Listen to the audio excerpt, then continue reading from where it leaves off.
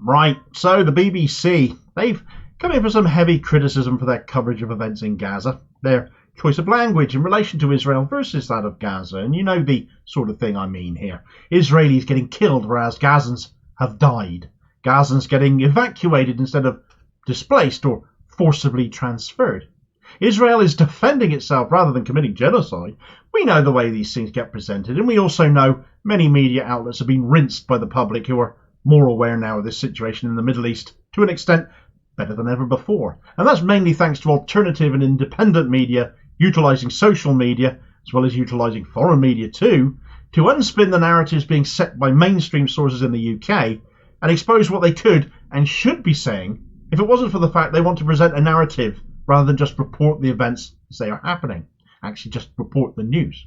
Well, with the ceasefire now over, we're back to business as usual at the BBC, but with their narratives, their headlines not having changed, still making these mistakes, still offending so many people that Israel is being treated differently, more positively than Palestine is. People are more angrily calling out what they see as an absolute disgrace now. And two headlines over the last few days in particular have encouraged more disdain and disgust from the British public than I'd previously taken notice of. Right, so BBC headlines, much like a lot of our mainstream media, have come in for criticism in how they are presenting events, and it's the choice of language that causes the most offence, not only because of how they are choosing to present the news with a blatant underlying bias in the way they do so, but it's dishonest as well.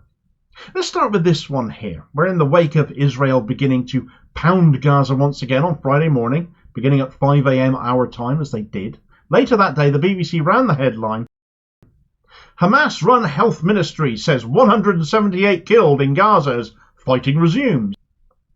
For a change, they've used the words killed, but they haven't explicitly said 178 Gazans killed there. The bigger problem with this headline, though, is that they felt the need to say Hamas-run health ministry. By doing that, they've implied that the health ministry, being Hamas-run, with Hamas being widely regarded, mostly regarded by people in this country as a terrorist group, as far as this country is concerned, if they are the ones reporting the casualties, well, why should we believe the words of terrorists on this? Of course, they'll say a big number. Why should we believe it, though? They're terrorists. It offers a narrative that this is something we should all just take with a pinch of salt. Yet the BBC still ran the story, so if that is what they want us to think, well, why bother report it at all? Well, of course, they'd be accused of a lack of due impartiality if they didn't cover casualty rates on both sides. But while they'll quite credibly say something like Israeli health ministry when it comes to Israel, giving the implication that this is the government speaking and therefore we should believe what you'd expect to be true and accurate numbers coming from the government, the same cannot be said of those numbers in Gaza. The problem here is that all health ministries, no matter what the country or what the territory, are a government body to some extent or other. By saying Hamas health ministry even, the BBC are not so subtly offering a message that this might be something to doubt, despite them reporting it. But actually Hamas are the government in Gaza right now. They are elected to government. It would have killed the BBC to just say Gaza-run health ministry in the same way they would say Israeli-run health ministry, and give it the same level of credibility to most casual observers, stick in the news almost they have their tea after work or whatever, because they don't want them to think government-run. They want them to think terrorist-run instead. That's the narrative they're setting. But equally, they can claim to be reporting the news accurately because Hamas are the government in Gaza, not that they report that at the same time. Every ministry in every governed area is a political entity run by a political force. People don't think of Hamas that way here, yet this is what they are in Gaza. Why can they not say equally instead of the Israeli health ministry, they could say instead the occupiers' health ministry? That's the flip side of the coin, isn't it? Seems only fair, doesn't it? The only reason the BBC and other media outlets do this is to delegitimise the reported deaths in Gaza, which are so much greater than Israeli deaths have been. It is silly, but it is all part of the narrative. We might perhaps prefer to think of the BBC as the government-run BBC for clarity, perhaps. You could flip that on its head as well. You could use our own country as an example here, I guess, as well. How about those waiting lists for the NHS, folks? Backlog getting bigger thanks to the Tory-run health service being underfunded. Tory-run health service. We could hammer that point home plenty, couldn't we? Our media doesn't, though. Or perhaps more accurately, the being privatised Tory-run health service. That becomes a bit of a mouthful then, though. Might have trouble fitting that all onto the front of a tabloid front cover. Doesn't happen, does it? The other headline that has had people incensed, though, has been the story of a Londoner and her family in Gaza, which prompted the BBC headline, Londoner loses 42 family members. Well, where did she lose them then? Down the back of the sofa? Under the sideboard? Perhaps she should have one of those alarms put on them where if you whistle, they whistle back at you. She didn't lose them, BBC. They were blown up. A bomb strike on the house of this woman's sister killed 42 of her family, leaving just 4 survivors. And the only reason the BBC covered this story is because she wants to bring the survivors back here to the UK. The bigger story should be, why did Israel target their house? They were in central Gaza, as it happens. They weren't in the north, where they've been made to evacuate, or have been forcibly displaced, to be more accurate. They were apparently amongst the first to leave the north, which is why so many people were in one house. And this is happening across Gaza because the place is so densely populated, and now that massive population is having to cram itself into effectively half as many houses. But I suppose it just made them all easier to wipe out with one bomb. Which one was the Hamas operative in this family then? Well, that question wasn't asked. Why did Israel target the house at all then? Well, that question wasn't asked either. All this story from the BBC is about is this woman trying to get legal help to rescue what is left of her family. I'm amazed they didn't just get a Tory minister to chip in about stopping the boats and make it into a full-blown asylum seeker story. That'll come in due course, I suppose, if Israel succeed in displacing all of the people of Gaza. I'd love to know how the person who dreamt up that headline sleeps at night. Lost family members when they were actually murdered by occupying forces. Evolved Politics got in on this story, rewriting the headline for the BBC in the name of accuracy. I thought it rather generous of them, and it actually is a very good headline. They changed it to Israel murders 42 members of British Palestinian woman's family in single horrifying Gaza bombing raid. It really is of no wonder trust in the BBC is at such an epic low, and here they are causing more offence with their narratives. It angers me. You can tell now. You can hear it in my voice. I'm not very good at hiding it. It fails those most grievously affected. And for what? Cap-doffing servility to those calling the shots. Tory-run BBC indeed. If you're watching this, you already are embracing alternative media. So support your favourites, whoever they are, if you can, because without these smaller independent outlets, these voices, you're left with the BBC and their ilk. And who wants to just go back to having them? Thanks for watching. I hope you found the video useful. Please like, share and subscribe if you did. More content out daily. Please do have your say on this story in the comments below and be part of the conversation. Meanwhile, here's a video recommendation where even BBC subtitled translations cannot be trusted anymore. Thanks to an eagle-eyed translator, and a translation non-profit organisation gave the BBC an absolute beasting over their blatantly pro-Israel apparent translation of a hostage released by Israel. And I'll hopefully catch you on the next vid. Cheers, folks.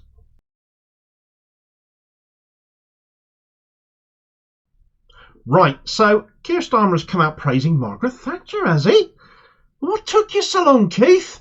You're Tony Blair on steroids, aren't you? That's what you called yourself, isn't it? Blair said he saw it as his duty to carry on where she left off.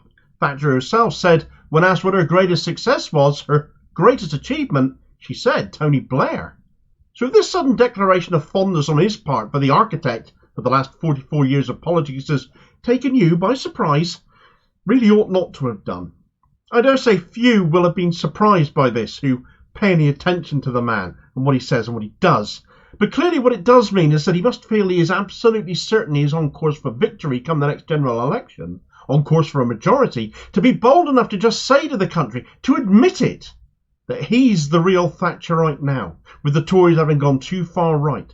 But it should be telling anyone that wants the Tories out because they want change, that Labour absolutely isn't that. With Starmer sending message after message out, if you care to listen, that things absolutely will not change from the last 44 years of how this country has been wrecked, the wealth divide getting ever greater, the privatised services ruined under him, because under Starmer, by his own admission, and echoing the words of Theresa May, well, he did it no less. Nothing will change under him, and it doesn't make anyone saying that a Tory enabler either. Starmer is a Tory. He's admitted it. He's a Thatcherite. So if you're going to vote for him, look in the mirror when you tell someone that. Right, so Keir Starmer has admitted not so much to being the heir to Blair, but what that really means is the next generational Thatcherite Labour leader after him, saying that Thatcher was worthy of praise because of the meaningful change that she enacted. Meaningful for who, though? I've spoken before in videos of my earliest memories, because I was born during the Winter of Discontent near the end of 1978. All of my earliest memories, my formative years, therefore, growing up, were under Thatcher. and seeing the effect of her meaningful changes on my family. It always stumps me seeing how people my age became Tories, or younger even, having grown up in similar times. But of course, they predominantly didn't come from a working class background like I did they? My dad, the factory foreman as he was when I was little, who, like so many under Thatcher, lost his job because mass unemployment should be one of the most prevalent things attributed to Thatcher's rule.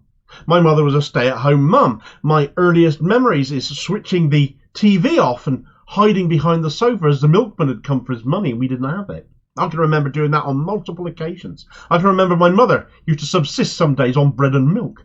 We were lucky though. We were amongst the lucky ones. My old man was only out of work for about 9 months. He became a postman. So many others struggled with unemployment for far longer. And I think of the miners' strikes when I say that. That industry totally destroyed by her. And as much as we are all about moving away from fossil fuels today, we've seen Rishi Sunak give the go-ahead to a new coal mine and all those gas and oil licences he's given the nod to. So it's not like the Tories ever really believed in what she was doing was for economic benefit. It was to crush dissent, and people in mining areas suffered terribly, far more so than I did or can possibly imagine, even though I come from Cornwall with that mining history. In fact, in 2021, Starmer attacked Boris Johnson for praising Thatcher over those coal mine closures. You might have forgotten that, but we haven't. Communities were destroyed, never having recovered to this day, mainly in the north, mainly Labour voting areas traditionally. And Starmer is saying the woman who did that to them affected meaningful change. Well, I suppose it's true from a certain perspective, but it goes to show that it isn't necessarily the positive message he might think some people are hearing. There are so many other examples of Thatcher's destruction of our country, continued and maintained ever since, and will continue to be under a Starmer government, he says, before we even get to one. The housing crisis is on her, thanks to the deregulation of the private sector and right to buy decimating our social housing stock. Privatisation of all of our utilities and the poor service and expensiveness of them, as we've felt all too recently, are on her.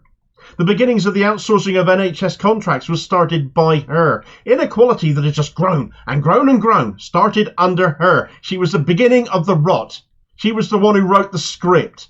And no leader that has followed her has gone anywhere near trying to fix these things, only maintaining them and continuing them, whilst telling us in the sixth richest economy on the planet that there is never any money to fix these things properly. The only thing lacking actually is political will, the will to do something different than what she started. We had that chance once. Corbyn offered the opportunity for meaningful change, positive meaningful change, and fixing these issues, reversing the damage, taxing the rich who have all of that wealth that this country apparently has, and he was destroyed by those who would keep this country as it is, dumbing people down with what they say is news rather than blatant Thatcherite propaganda and lies. And now we're left with Starmer, and this, they tell us, is what makes Labour electable. Starmer has also said she set loose our natural entrepreneurism. In the Tory graph, behind a paywall no less, because we know who his intended audience is here, of course, in a blatant appeal to Thatcherite Tories to come and vote for him and not the out-of-control actual Tory party, just his Thatcherite Labour Party, which is what Labour should rename itself as now. He points out the problems we have to deal with in our lives, so he knows the issues. Public services crumbling, mortgage bills spiralling, food bills astronomic, police numbers down, so crime rates are rising, all of these things that are symptomatic of a country run for the few and not for the many. Yet he chooses to name 3 former prime ministers as having had the answer to that. He praised Thatcher for unlocking entrepreneurism, he praised Blair for reimagining a stale, out-of-date Labour Party, and he hailed Clement Attlee. But not for the reasons you might be thinking. He hailed Attlee for writing that the Labour Party should be about duty and patriotism. He's attributed Clement Attlee for his flag shagging. It's a sick joke. The go-to response for Attlee's government was one of house building to replace the slums, the creation of the NHS and of social security, putting this country back together after World War II. The greatest Prime Minister this country has seen, bar none, in my opinion. He was a leader who led, who brought great change for the betterment of all. Thatcher set about destroying that, and that vandalism has been carried on by every leader thereafter. Entrepreneurism is a novel way of saying families did whatever they could to put some food on the table. Saying Blair reimagined the Labour Party is a sick way of saying how much he Toryfied the party, to the point an actual Labour leader like Jeremy Corbyn was completely undermined from within You only have to look at the glee barking MP, a term with more than one meaning possibly, Margaret Hodge expressed in undermining Corbyn's leadership on the newsagent's podcast the other day, working against him, and that should be an expulsion offence, but it won't be. Being a socialist is as proven by who gets purged from Labour, the Democratic Socialist Party now, apparently. That very much no longer is that, though. After Blair, Corbyn became the exception. Being Labour in the Labour Party was the exception. Look at the MPs who have been purged, who have been deselected, who will be gone, or who have tried to be deselected. The members who have gone, the donors who have come in and replaced them as more valuable. Starmer has been a screaming Thatcherite virtually since day one. He's now nailed his colours to that, emboldened by polling, so emboldened he's finally deleted all 10 of his original leadership pledges, therefore 100% binning them, never having meant a single word of any of them, becoming Labour leader by fraud. He couldn't care less that he's losing councillors hand over fist over his position on Israel and Gaza either, because the only thing that matters to him is getting into number 10 at any cost. Blair's former advisor John McTernan said over a year ago now that Labour is now a safe place for Thatcherites, with a smile on his face. Labour should never, ever be that. Corbyn proved Labour is a lost cause to us, defeated as he was. A valiant attempt to wrest control of the party back that ultimately failed. It is not an alternative to the Tories if it is a safe place for some Tories to go now, has a leader cheering on Thatcher again, praising her, and is writing in right-wing rags appealing for Tory votes, figuring, as Mandelson still seems to think, that the left have nowhere else to go to vote. They won't vote for them. Although many are finding the alternatives, and as local polling has shown recently, the Greens are seeing a surge in popularity, membership, votes and support as they more and more become the new home for socialists and socialism, and I certainly count myself among those people. There are Labour MPs speaking out against this narrative, but not many. And if you're familiar with the lefty Labour MPs, these names won't surprise you. A couple of examples here. Ian Lavery, himself a former miner, said, "I can assure you my constituents do not in any way share this view. Thatcher brutalised the miners and their families." And Kim Johnson said, "Margaret Thatcher did nothing for working class communities in Liverpool and across the country, destroyed industries, attacked trade unionists, privatised our core industry." And they are right, and all of us who lived through those times have our own stories to tell on what we saw and what we lived through. So why? If you want the Tories out, would you vote another bunch of Thatcherites in? That is what a vote for Keir Starmer's Labour is, by his own admission. Today, he is giving a speech which The Guardian is saying he will recommit to austerity as the answer to getting the country out of the economic hellhole it is in, that this lot of Tories have put us in, when actually that politics put us here. Starmer and Reeves are the next Cameron and Osborne. 2010 begins again in 2024. Come on, people, aspire for better this time, eh? Well, maybe some people are, maybe some are. If there is one thing I've noticed since Starmer made this admission, it is how quiet his supporters have gone. All of a sudden, the voices on social media hailing him as some kind of brill-creamed messiah to save the country and turn our lives around. Often the same people telling us to vote Labour whilst also calling us raging anti-Semites or Tories if we don't vote Labour, that even though we don't belong in Labour, according to them as well. They are conspicuous by their sudden silence, aren't they? I've not heard very much from them. You can only hope that they've at last engaged their brains and the blinkers they insist on wearing have fallen off. Think about it, though. He's appealing to Tories for their votes, to serve their interests rather than ours, so why on earth would we waste a vote on him? His actions are less of an appeal to Tory voters as far as I'm concerned. It's a blatant admission to being one. I've never voted Tory in my life. I never will. Therefore, I will never vote for a Labour Party led by Keir Starmer or anyone else who comes out of their ranks anything like him. Thanks for watching. I hope you found this video useful. Please like, share and subscribe if you did. More content out daily. Please do have your say on this story in the comments below and be part of the conversation. Meanwhile, here's a video recommendation where Keir Starmer gave away his Thatcherite credentials, having already earned himself the nickname Sir Kid Starmer, analogous to Thatcher the Milk Snatcher, abandoning kids in poverty. Another Thatcher legacy, as I know. That Starmer is happy to continue to if you vote to let him do it, and I'll hopefully catch you on the next vid. Cheers, folks.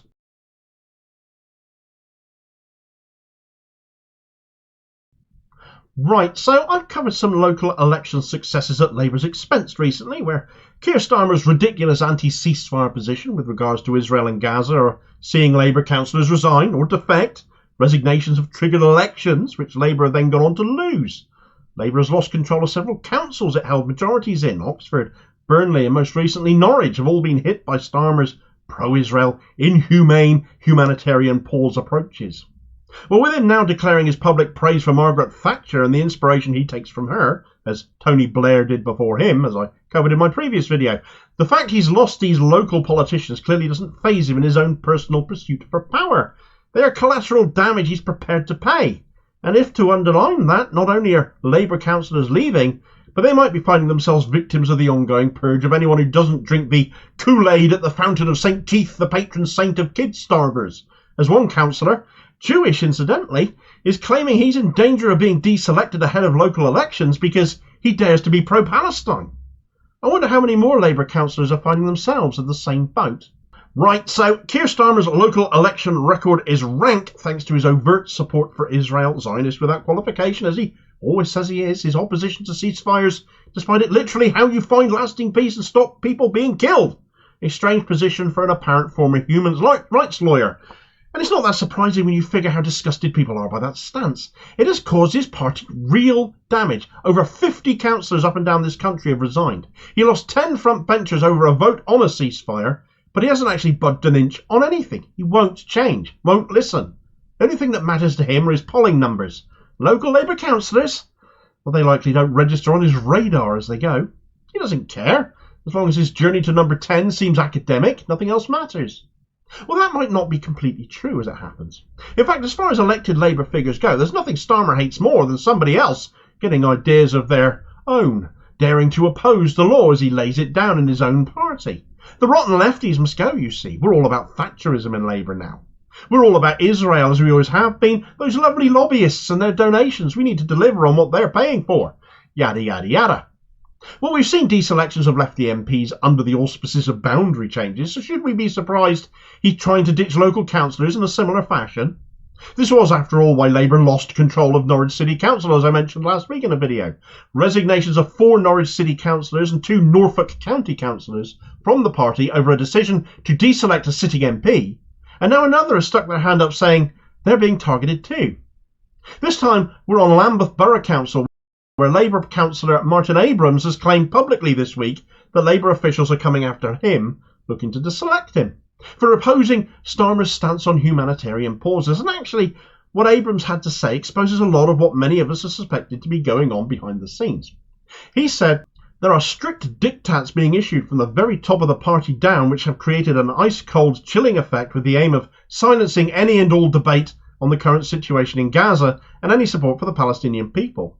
I have been particularly outspoken on the horrors taking place in Palestine and Gaza, and the Labour leadership's shocking refusal to call for an immediate ceasefire, and as a result there are now clear attempts to deselect me as a Labour Party councillor for my views. Councillor Abrams has also said the first stage of deselecting him is already happening, with various factions having seized control of local branch elections in his local patch of Streatham, which have seen ballots either arriving late or not at all, and it's the same old bad elements in Streatham that dominated there previously, as Councillor Abrams went on to explain by saying, as a Jewish Labour Party councillor, I was shocked and appalled by the events in Israel on the 7th of October, but every single day since has brought even more horrors to the people of Gaza. The people behind Chukar Amunah are back in Streatham, and I refuse to be silenced and will continue to speak out and stand up against all forms of oppression and injustice. Chukar Amunah was, of course, formerly the MP for Streatham. He defected to Change UK, some of you might recall, and when they tanked, he jumped to the Lib Dems, where he stood for Parliament for them in 2019 and deservedly lost. He now works for JP Morgan Chase as an investment banker. Where better for a red Tory to end up? But unfortunately his faction still exists in Labour, and they are taking over in Streatham again at the expense of decent councillors who won't be silenced, like Martin Abrams.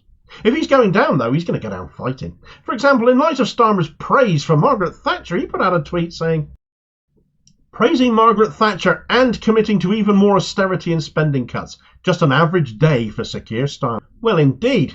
He's also spoken to Matthew Wright about it on LBC, who introduced him as a Momentum spokesperson, which really wasn't the point, but we'll have people thinking, here's another rotten lefty moaning about Starmer, but really they should be thinking about what the hell is a Labour leader doing praising Thatcher. His wing of the Labour Party ought to be irrelevant, or at least very much a secondary consideration to that.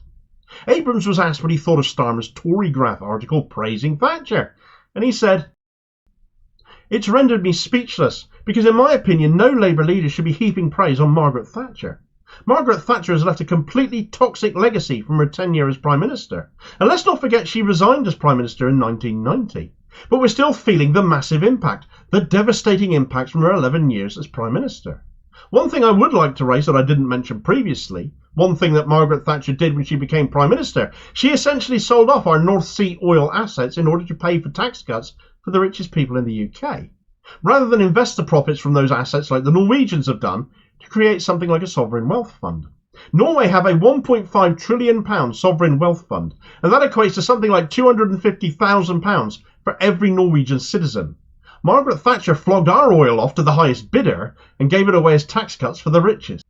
It's a very underreported story that he brought up on the North Sea oil, how Norway chose to invest, whereas the Tories just gave it away in tax cuts to the rich. But this is what Starmer is praising by bringing her up. She was a pariah. The legacy of her politics that we're still living with to this day has harmed lives, not helped them, and devastated our economy, not helped it. And Starmer is all about continuing that. And by calling him out, any elected Labour official, it seems, from MPs who have done so and been deselected, to the likes of Councillor Abrams now facing it in Lambeth, I'm not sure how much support he's getting there. Could we see resignations in solidarity with Councillor Abrams if he gets pushed out for daring to hold his party leader to account? I guess we will have to wait and see. I sincerely hope some of his Labour colleagues there have it in them, but Labour definitely needs more Martin Abrams than it needs Keir Starmer. And if you think likewise, you'd be better off taking your vote elsewhere. Solidarity to Martin, though. Keep calling the fraud out. Thanks for watching. I hope you found this video useful. Please like, share and subscribe if you did. More content out daily. Please do have your say on this story in the comments below and be part of the conversation. Meanwhile, here's a video recommendation where takeovers of local party infrastructure by Starmeroids is nothing new. We've seen it in Hackney, in Broxtowe, in Uxbridge, in Wirral West and more, but also in Sheffield. And just as Martin Abrams is facing deselection in London, the cult of Starmer has done likewise to dissenting councillors there. And I'll hopefully catch you on the next vid. Cheers, folks.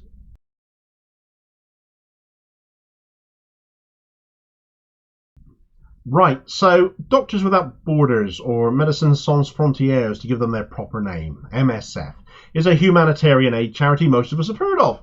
From war zones to disease epidemics, they send doctors and nurses in to help, do sterling work, providing medical care and aid in places where, for whatever reason, there might not be very much available. Certainly right now this applies to Gaza, and they are very much there, very much present, working in their clearly marked vehicles, and of course Israel know they are there because they let them in.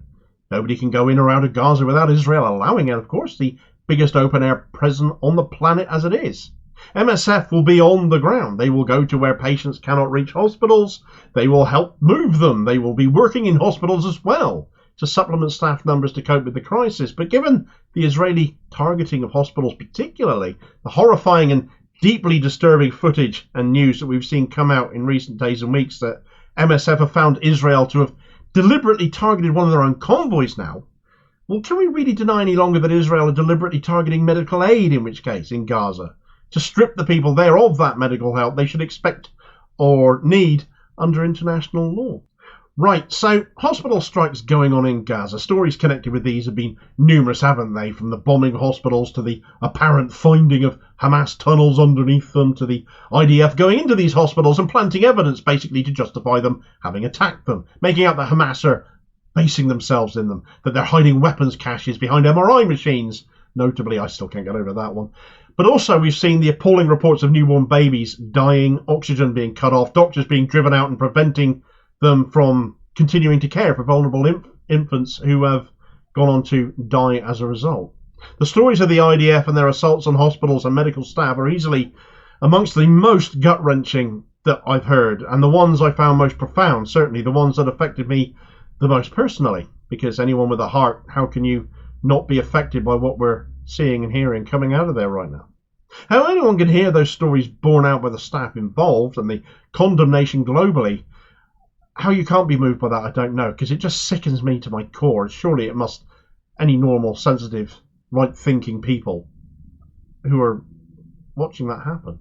But now, of course, targeting static hospital centres like hospitals taken alongside other public infrastructure in the north, it's impossible to say this isn't actually a genocide being enacted. It's not just hospitals after all, is it? It's refugee camps, it's schools, and a whole lot more. Homes being flattened too. You're a fool or just inherently dishonest or delusional to think otherwise in the face of the evidence of 2 months of Israeli assault on Gaza now, so far beyond a proportionate response to what Hamas did on October the 7th now, it's just insane. But of course, since the ceasefire, we've now seen attacks in central Gaza and attacks in southern Gaza. The IDF have now launched a ground invasion of southern Gaza, so that is now going to get even worse. And remember, this is where people were told to go to be safe. This is where the IDF sent them. Yet now it's become clear Israel didn't really mean that either. But coming back to the medical side of things, which is the emphasis of this video, if hospitals being targeted were supposed to be all about driving Hamas out of them, using civilians as human shields as Israel keep telling us, why target an aid convoy? Are Hamas now working for Doctors Without Borders then? This is about more than driving Hamas out of civilian infrastructure because Israel let Medecins Sans Frontieres in, let MSF in, to do what they do. And yet now they are being targeted? Perhaps we shouldn't be surprised. They've targeted civilian convoys as well, haven't they? They've targeted ambulances. This is about stopping aid, blocking aid, and stopping aid workers doing their work, all entirely against international law, and flying in the face of it. But with world leaders turning a blind eye still, something Israel are used to them doing for them, they are carrying on with impunity. They don't care who's watching or seeing them. They know they won't be held to account. And so the only people pushing these stories are the independent and alternative media, and a lot of foreign media as well, who are highlighting these matters. And this also isn't a new consequence of Israeli atrocity either, since the airstrike on an MSF convoy happened before the ceasefire. The investigation conducted now being available by MSF themselves. They published it themselves. The incident in question happened on November the 18th. MSF using their well-marked vehicles to help evacuate people who couldn't evacuate themselves from Gaza City, up in the north of the Gaza Strip. This is from their own report, and I'm going to include details of the testimonies of one of their staff as well who went through all of this, because you really do need to hear it. On November 18th, 2023, a Doctors Without Borders / Medecins Sans Frontieres MSF evacuation convoy came under fire in Gaza City in what immediately appears to be a deliberate attack against clearly identified MSF vehicles. 2 people were killed, both family members of MSF staff, including one who was a volunteer supporting MSF medical teams at Al-Shifa Hospital. 2 weeks later, after collecting the testimonies of MSF staff who were present in the convoy that day, all elements point to the responsibility of the Israeli army for this attack. MSF has also collected testimonies regarding the destruction of 5 MSF vehicles and the severe damage caused to our clinic in Gaza City on November 20th. The vehicles and clinic were all clearly identifiable by the MSF logo. Their destruction can be attributed to an Israeli bulldozer and a heavy military vehicle. Before they were destroyed, these MSF vehicles were potential evidence for any independent investigation into the November 18th attack on the MSF convoy. In addition, shots were aimed at the MSF facilities where these colleagues were sheltering, leaving bullet holes in the interior walls. On November 24th, our staff witnessed the destruction of a minibus, also clearly identified by the MSF logo, by an Israeli tank. The MSF team in southern Gaza had sent this minibus following the destruction of the other vehicles a few days prior to facilitate the evacuation of colleagues in the north. The staff and family members who went through this ordeal had been trapped inside MSF facilities amidst heavy fighting with no electricity and limited access to food and water for almost 2 weeks before they were finally able to evacuate to southern Gaza on November 24th. Now this is what one of the MSF workers involved had to say on the events between November 18th and 24th that they were involved in. November 18th. We arrived at the checkpoint on Salah al-Din Street. I was in the 4th van. There were Israeli troops standing there and they asked us to move back to where we came from because there was no authorization. When we arrived at Al-Wahida Street, I saw tanks and snipers at the top of the buildings. I was terrified when I saw that the snipers and the tanks were pointing their weapons at us, especially at the 4th and 5th van in the convoy. They started opening fire at us, and when the bullet grazed my forehead, I got a superficial injury. The bullet hit my colleague Allah in the head. He sat next to me. He got a critical head injury and started bleeding massively. His head fell on the steering wheel, and I immediately retook control of the vehicle to move to the right of the street. We arrived at the clinic and started to try to give Allah life support, trying to stop the bleeding from his head. We couldn't do anything. He died while we were trying to save his life. We stood up, just shocked by his death and all that had happened to us. I was speechless and just not able to think. My kids were crying and people were discussing how to bury our colleague, and we had another person injured in the abdomen. November 20th. 2 days later, after the convoy attack, a bulldozer clearing the way for Israeli tanks came and damaged our cars and threw them from the right to the left side of the street. I was witnessing this from the window upstairs in MSF's Gaza clinic. When the bulldozer pushed aside the cars, the western wall of the clinic fell apart. Then the tank came and opened fire towards the MSF cars and vans. The MSF vans caught fire. I was in the clinic. The fire and the smoke came inside. We stood there thinking about how to stop the fire. So we moved the children and the women through the back doors to the other building, where MSF has the physiotherapy department. We closed the clinic doors and got inside. So the tanks were in the street outside the clinic. They kept coming back and forth for 4 days. November 24th, we used to take power and electricity from the guest house generators, but after this fire, the lines were all damaged and we had no power for 3 days. During these 3 days and before the truce, we had no electricity, no food, and no clean water at all. The first day of the truce, at 4:30 a.m., an Israeli tank destroyed the MSF minibus and cars that had been sent to us from the south of Gaza for our evacuation. A second attempt to rescue these people from southern Gaza by MSF also had to be cancelled as they were fired upon and also destroyed. On Friday the 24th of November, the ceasefire came into effect and they were finally able to evacuate and get south. This is just the most incredulous story. And MSF had to tell it themselves on their own website. I presume they couldn't trust any press to tell it for them the way they needed it to be told. Israel knew who these people are, but as we've seen before, they know who medical staff are as well. They know who the journalists are. They simply do not care, though. Do not believe international law applies to them because they are always getting excused for it, and so they keep getting away with hitting and targeting the wrong people. They have to be held accountable for that. MSF have demanded that Israel provide a formal explanation for this attack and have called for an independent investigation. Absolutely all of these things. They've got to be the bare minimum here. Enough of this shit. Enough of politicians acting as apologists. These are the people who just want to save as many lives as possible there, do the actual humanitarian work, and they are losing their own trying to do that. Israel has got to be held to account. We cannot have them getting away with acting like a rogue state, hiding behind accusation of racism to protect themselves. It's sick. I hope MSF get the response they're looking for. I won't hold my breath for that, though. Thanks for watching. I hope you found this video useful. Please like, share and subscribe if you did. More content out daily. Please do have your say on this story in the comments below and be part of the conversation. Meanwhile, here's a video recommendation where Israel have implicated themselves already in hospital attacks. Not that they've been denying it for a while anymore, but they bent over backwards to fake some audio, trying to prove themselves right. It didn't take a lot to debunk it, showing they cannot be trusted on anything they say, and I'll hopefully catch you on the next vid. Cheers, folks.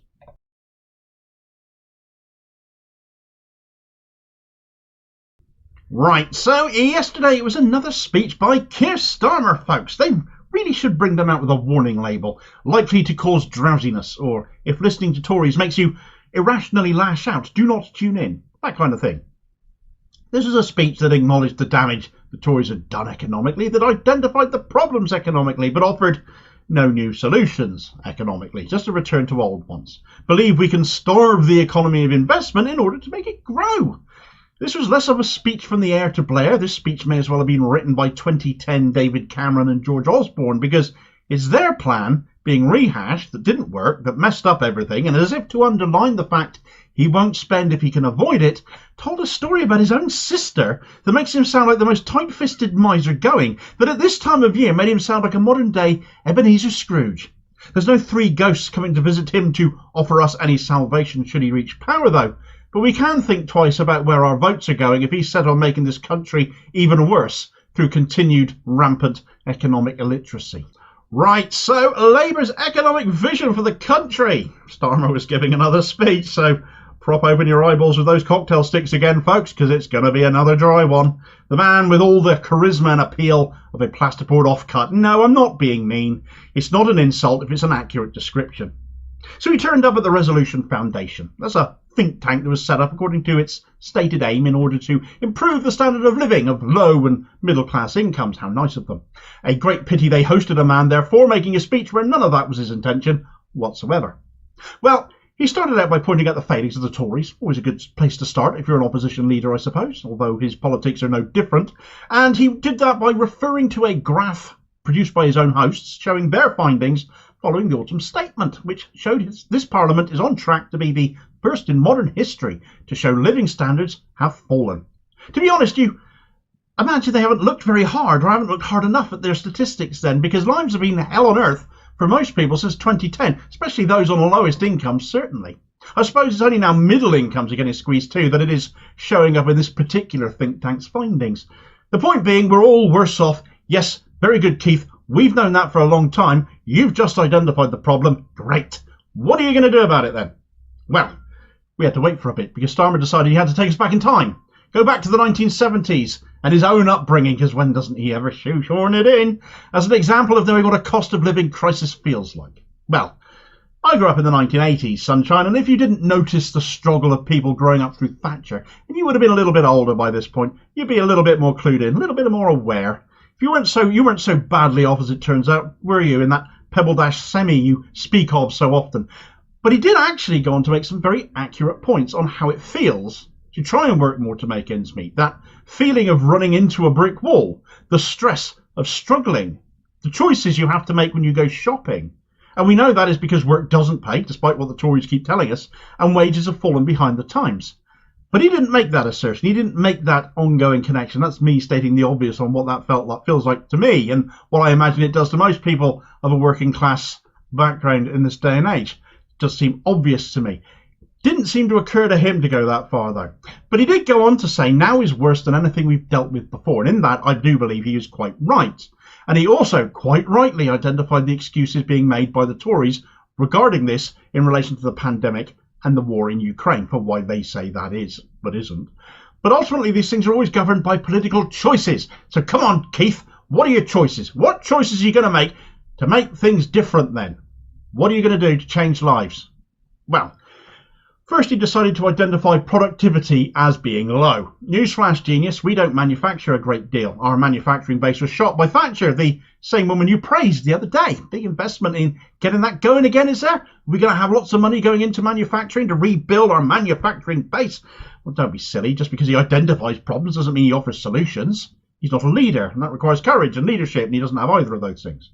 If this speech had a theme, it was that. Lack of courage and leadership, but here I can see what's going wrong. Here's everything wrong with the country. I won't be fixing them, though. Vote for me! That was the message here. It was rather a novelty when he identified the mantra, if you work hard and get on, as a lie, because, let's face it, he'd know he lies like a rug. It tickled me further when he said all the excuse-making would end if Labour take power, because he's never taken responsibility for anything ever going wrong in his party, not even once. Raising productivity growth will apparently be Labour's #1 goal, though. So how are you going to do it, Keith? What areas of productivity are you going to look at? Well, we've become a service-based economy, thanks to Thatcher. How are you going to increase productivity when fewer people can afford services? Nothing on that per se. It will be his obsession, though, we're told. Obsession, that's a new buzzword he's coming out with. Then he equated productivity, that other buzzword has come up a lot in this speech, to wealth creation. And this should set alarm bells off. Because where is all the wealth that has been or is being created? We aren't seeing it, are we? Not us. Inequality in this country isn't as a result of the country not being necessarily productive, I would say. It is just that all the money that gets made goes to those at the top. The rich get richer as our incomes stagnate or drop and our lives get worse. Starmer is saying productivity will be his obsession, that wealth creation, therefore, will be his obsession. But who's going to get the wealth this time? Look at the man's donors. Look at his appeals to Tory voters. Look at his praise for Thatcher.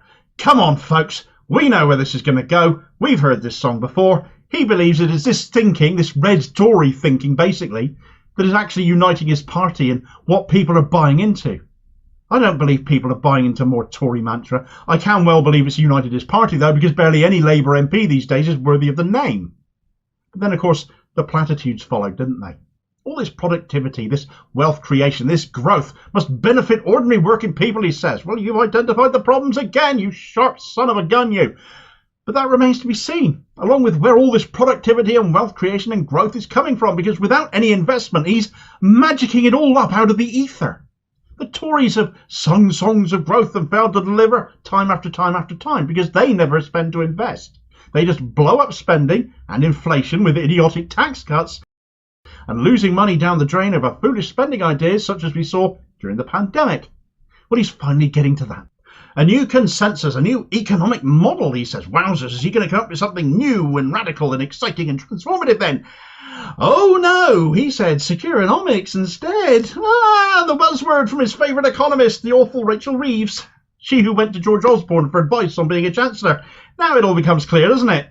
Starmer, we know, is economically clueless. He's utterly reliant on Reeves on this score, and she's as big a red Tory as you're ever likely to find on the Labour benches.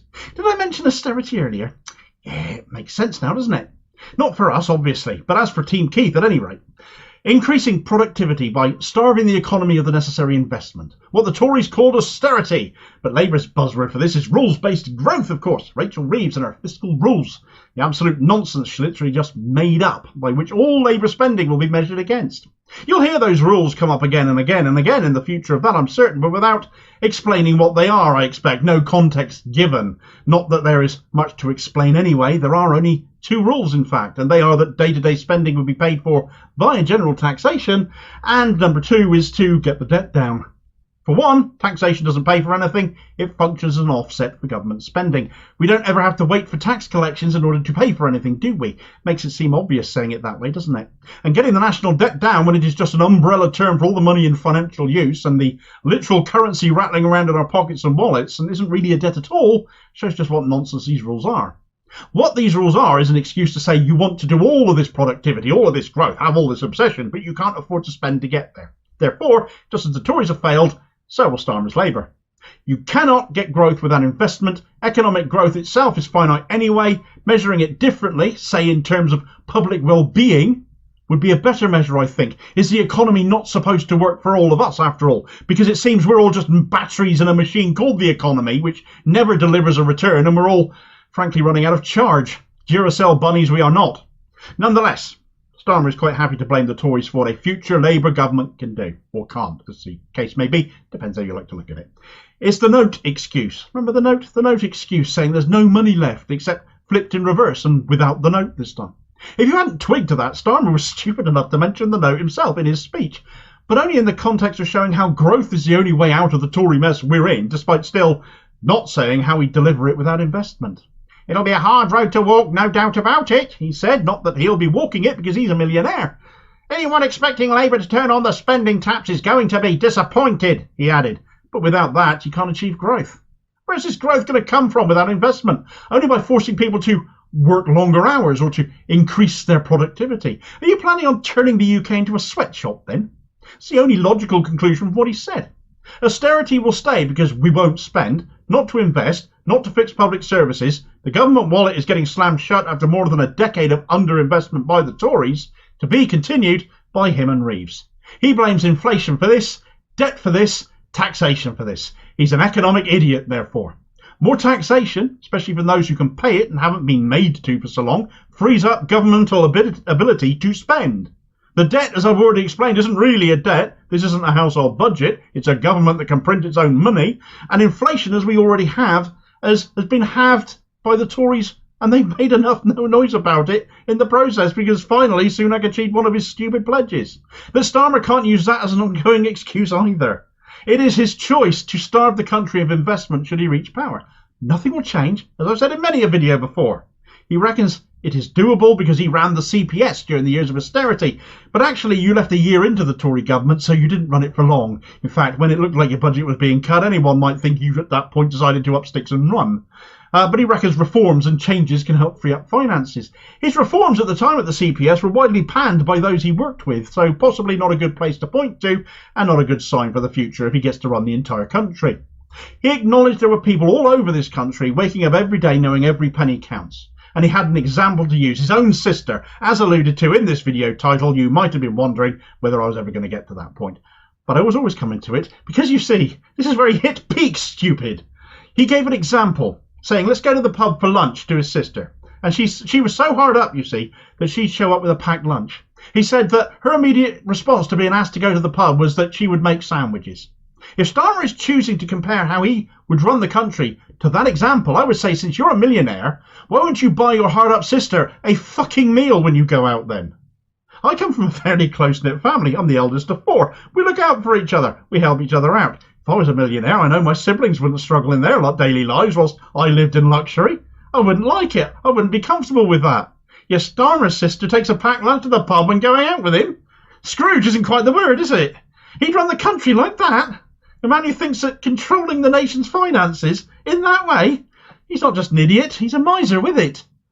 The response from this dreary, depressing speech ultimately had some commentators comparing him more to Cameron than Blair, and with Reeves being a de facto George Osborne in waiting, the comparison fits very well.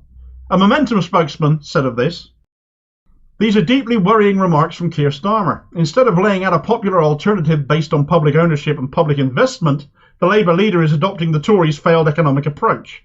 Starmer's stance isn't just out of touch with Labour members and voters, but with the public too." That's the polite way of putting it, I'd say. Tory austerity will remain as Starmer and Reeves' path to growth and productivity, despite it all having failed multiple times before. Nobody is voting to get the Tories out when you're voting to just put the red Tories in. No one's voting for Tories out if all you're going to get is a change of faces and a change in the haircuts, and nothing in the policy is actually ever going to change at all. Thanks for watching. I hope you found this video useful. Please like, share and subscribe if you did. As per usual, more content out daily. Please do have your say in the comments below and be part of the conversation on this. Meanwhile, here's a video recommendation where back in July, Keir Starmer announced he was going to keep the Tories' cruel poverty-inflicting child benefit cap, helping to reinforce that Sir Kid Starver shtick he'd earned if he went into government, inviting comparisons with austerity even then. So I guess it's just every other Labour policy now catching up to that at this point then. And I'll hopefully catch you on the next vid. Cheers, folks.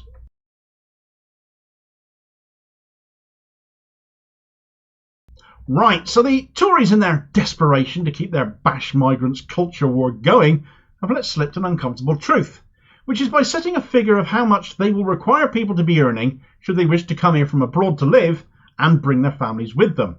But in doing so, they've also told people here in the UK what exactly you actually need to be earning here in order to get by and have a family yourself. And by doing that has shown which jobs and professions don't actually pay enough to live on and do that. The jobs that don't actually make work pay. The figure you'll be interested to know is £38,700. That's a lot of money. If you as a couple aren't making that, then you basically cannot afford to have children without state help, which defeats the entire premise of making work pay, does it not? Not only is this designed to put off people from abroad coming here, it will also impact those already here, already struggling, from having families themselves. This is financial eugenics, both on migrants and the poor, the two demographics the Tories hate the most.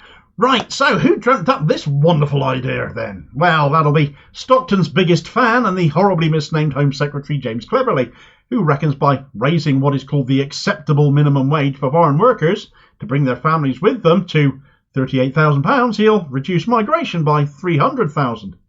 So how many of you are earning that much then? £38,700. If this is the case, then shouldn't we all be able to be earning that much? And if not, why not? Why that figure? You can only rationalise it by saying to yourself the government hate migrants. They don't want to supplement their incomes at all if they come here. So if they want their families to come with them, this is how much they must earn for the state to not need to support them. And if they can't get a high enough job, or they can't come here, or then they can't bring their family with them.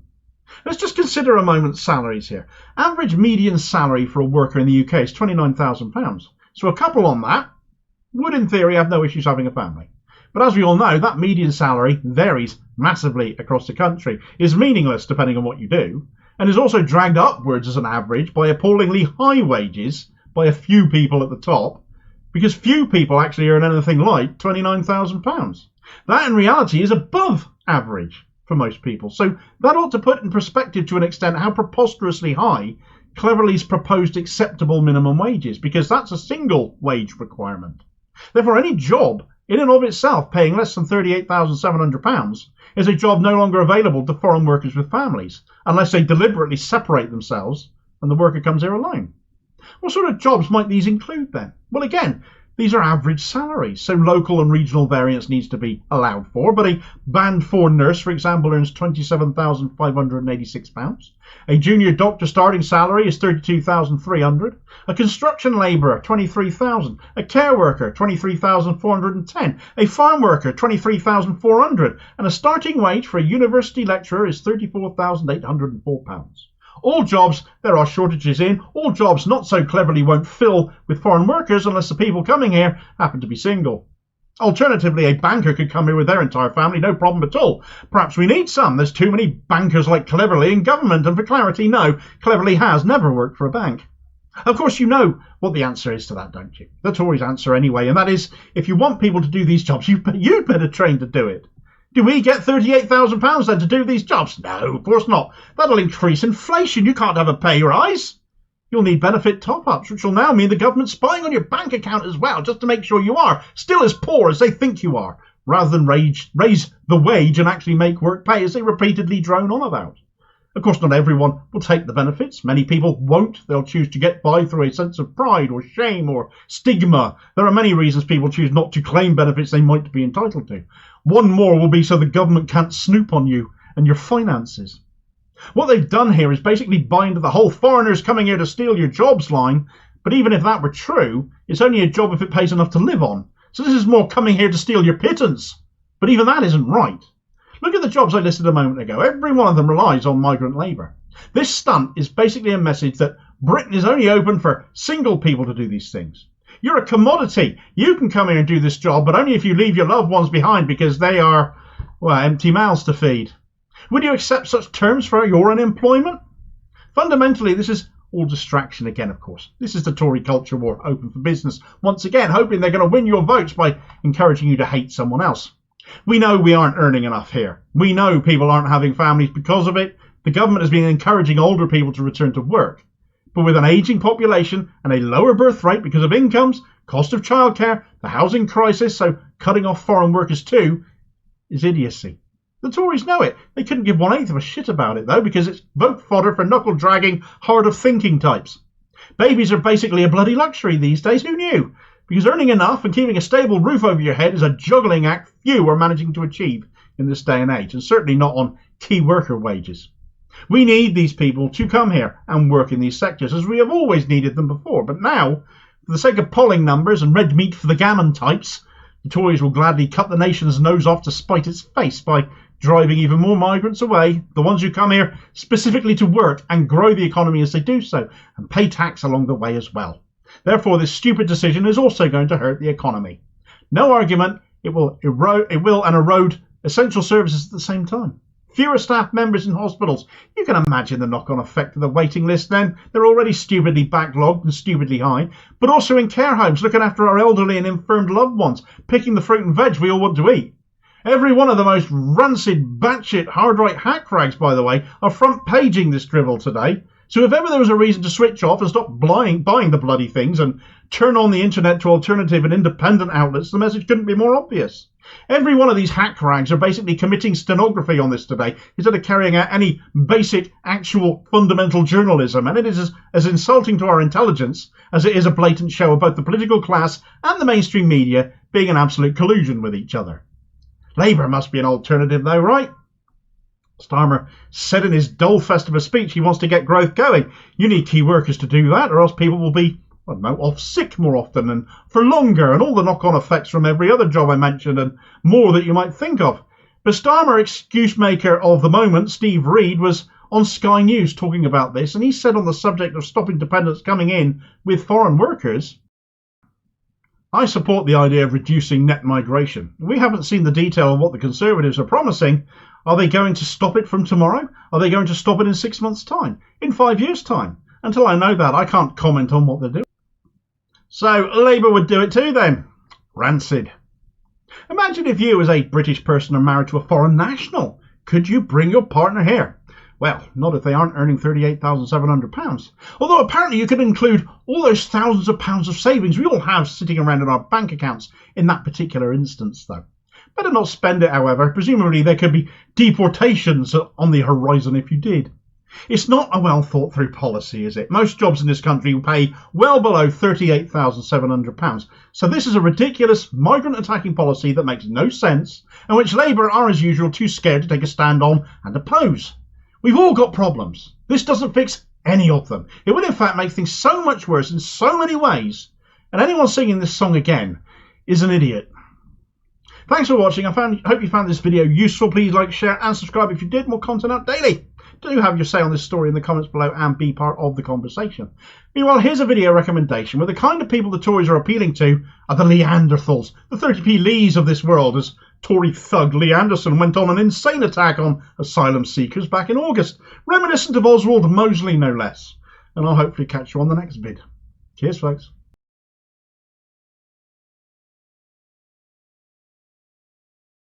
Right, so tonight Green Party peer Natalie Bennett is bringing another fatal motion in the Lords, as the Greens did earlier this year, to kill off more Tory legislation, anti-strike legislation, that will force public sector workers to work against their will to maintain so-called safe service levels. In other words, they're going to force people to work to maintain a level of service that minimises disruption, which is the very point of taking strike action. It is a protected human right to be able to withdraw your labour, to be free of slavery, in effect, because being forced to work is tantamount to that. Therefore, what they are doing here is almost certainly illegal and would never stand up in court if passed. But passed through the Lords, it may well do, because whilst the Greens, once more, are the ones leading the fight against the Tories, are the architects of the second fatal motion we've seen just this year. Previously, it was over the Public Order Bill, of course, and our rights to protest. And prior to that, we hadn't seen one of these since 2016 because they are so rare. Yet so rancid are the current Tory party that they now face another for forcing people to work against their will. And worse, both Sir Keir Starmer and Sir Ed Davey, leaders of Labour and the Lib Dems respectively, have ordered their peers to abstain over this. Labour, the party of workers, now refusing to stand up for you as you get forced to work or face the sack. How far they have fallen. Right, so once more it is one of the just two Green peers in the House of Lords who are standing up for decency, the basics like our human rights, as every other party seems intent on stripping us of them, or standing by as casual observers. But when Labour are once again being told to abstain over this by what passes for their leader, people need to look up and take notice that this is not a party that is on your side. This is all down to the Tories' anti-strike legislation, their strikes minimum service levels bill, and it is really bad news. Not only does this limit the scope of workers and their rights to withdraw their labour in order to basically completely undermine the strike action entirely, since disruption is the whole point, it's a last resort, but as we've seen with the Tories repeatedly, they don't listen and they don't negotiate. They ignore, or they bully, or they impose their will anyway, and this is what they're doing again here.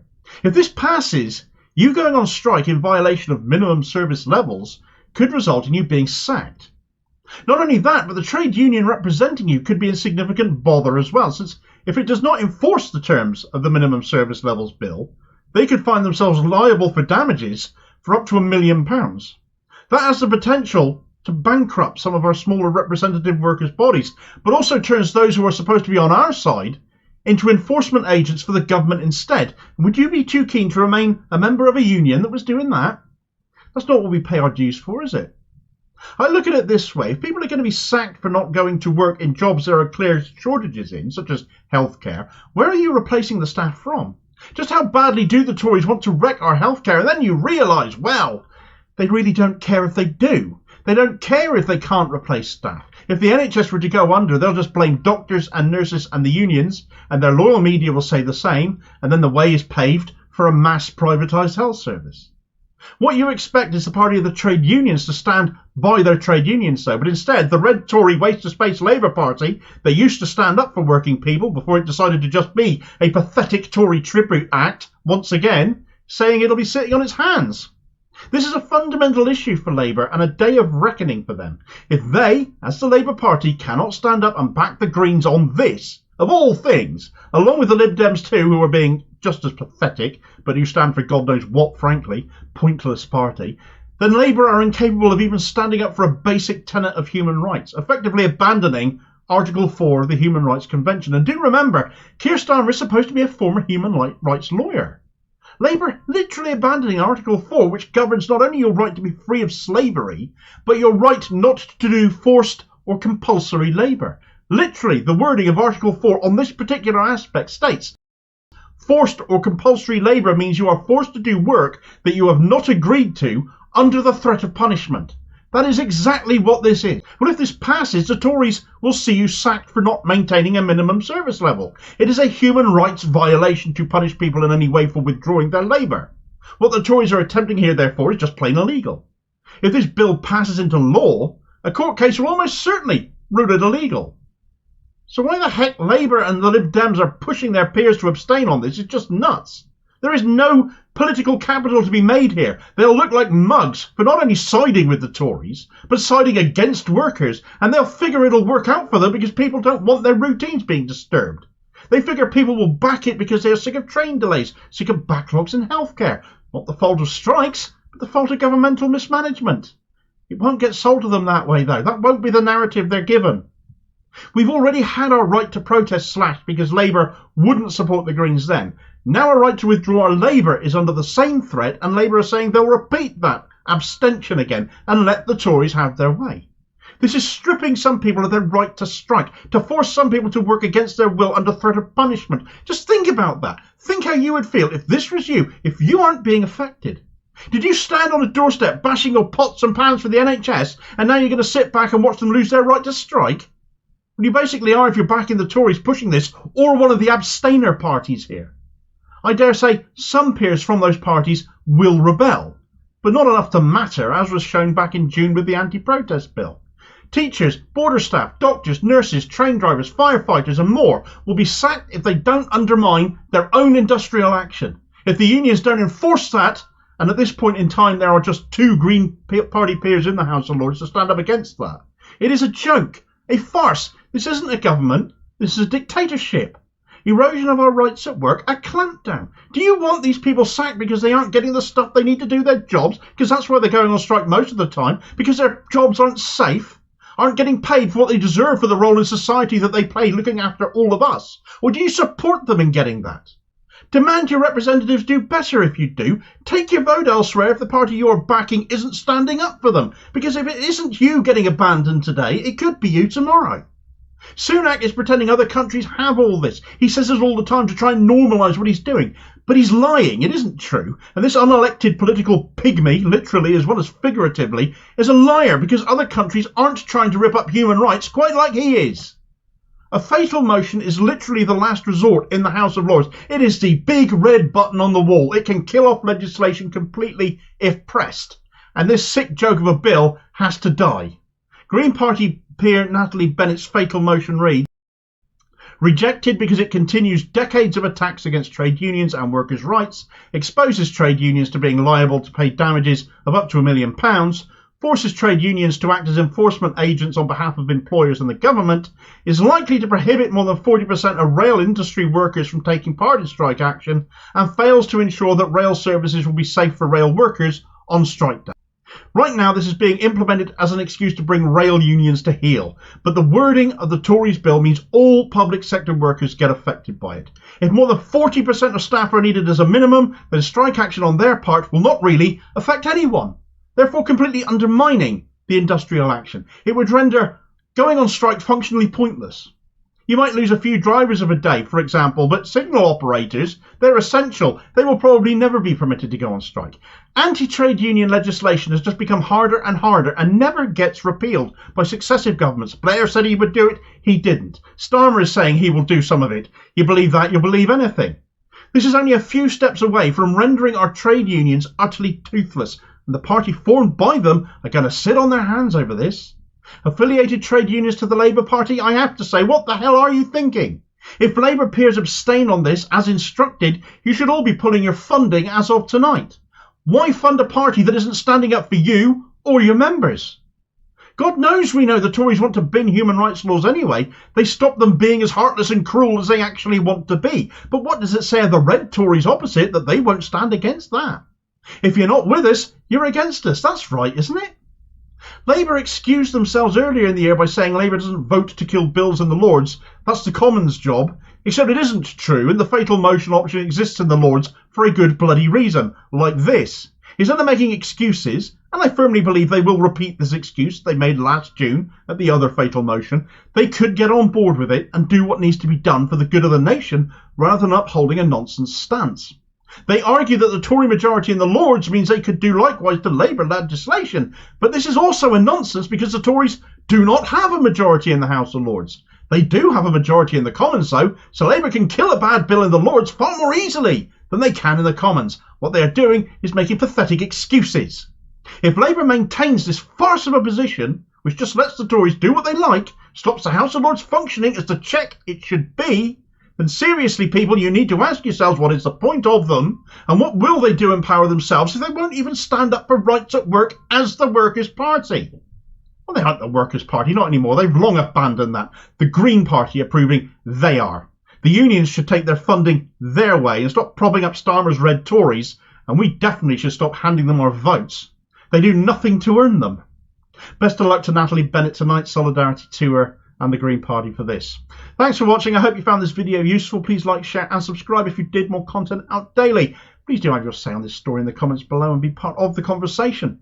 Meanwhile, here's a video recommendation on the fatal motion back in June, which the other Green peer, Jenny Jones, pushed, and Labour's excuses then. I expect they'll be the same tonight, and I will hopefully catch you up on the next vid. Cheers, folks.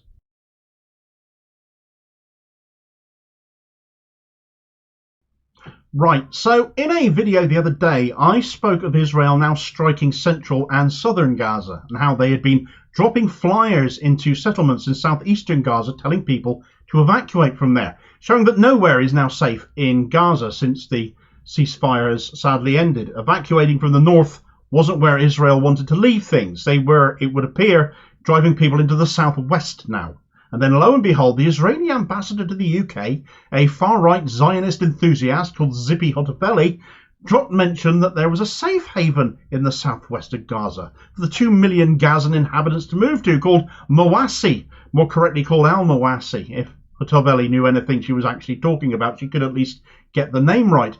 But she doesn't, nor does she care. And in a rather embarrassing moment for her on Sky News when she was spouting off this drivel, they punched up images of al-mawasi as she was talking. And it may as well be a snapshot of the local tip, because it's nothing more than a barren wasteland strewn with rubbish, a fraction of the size of the Gaza Strip itself, already overcrowded as it is. Mawasi might be one option, but it isn't the option for Israel here. Hotovely was floundering for an excuse to justify the ethnic cleansing going on, and without doubt made clear that the Gazan people will not have their land back, whether Hamas is taken out or not. If they are already sizing up alternative places to live, that should be obvious to everyone by now. Right, so let's talk a little bit about Zippy Hotovely first, because we do seem to have a track record for having the most ardent, committed Zionists here in the UK as Israel's representatives, she having replaced the equally odious Mark Regev when he left to become Netanyahu's official excuse maker. She isn't just a hardline Zionist, she's ultra hardline. And as the UK ambassador, boy do our media love to platform her, despite there clearly being no sense of impartiality in them doing so.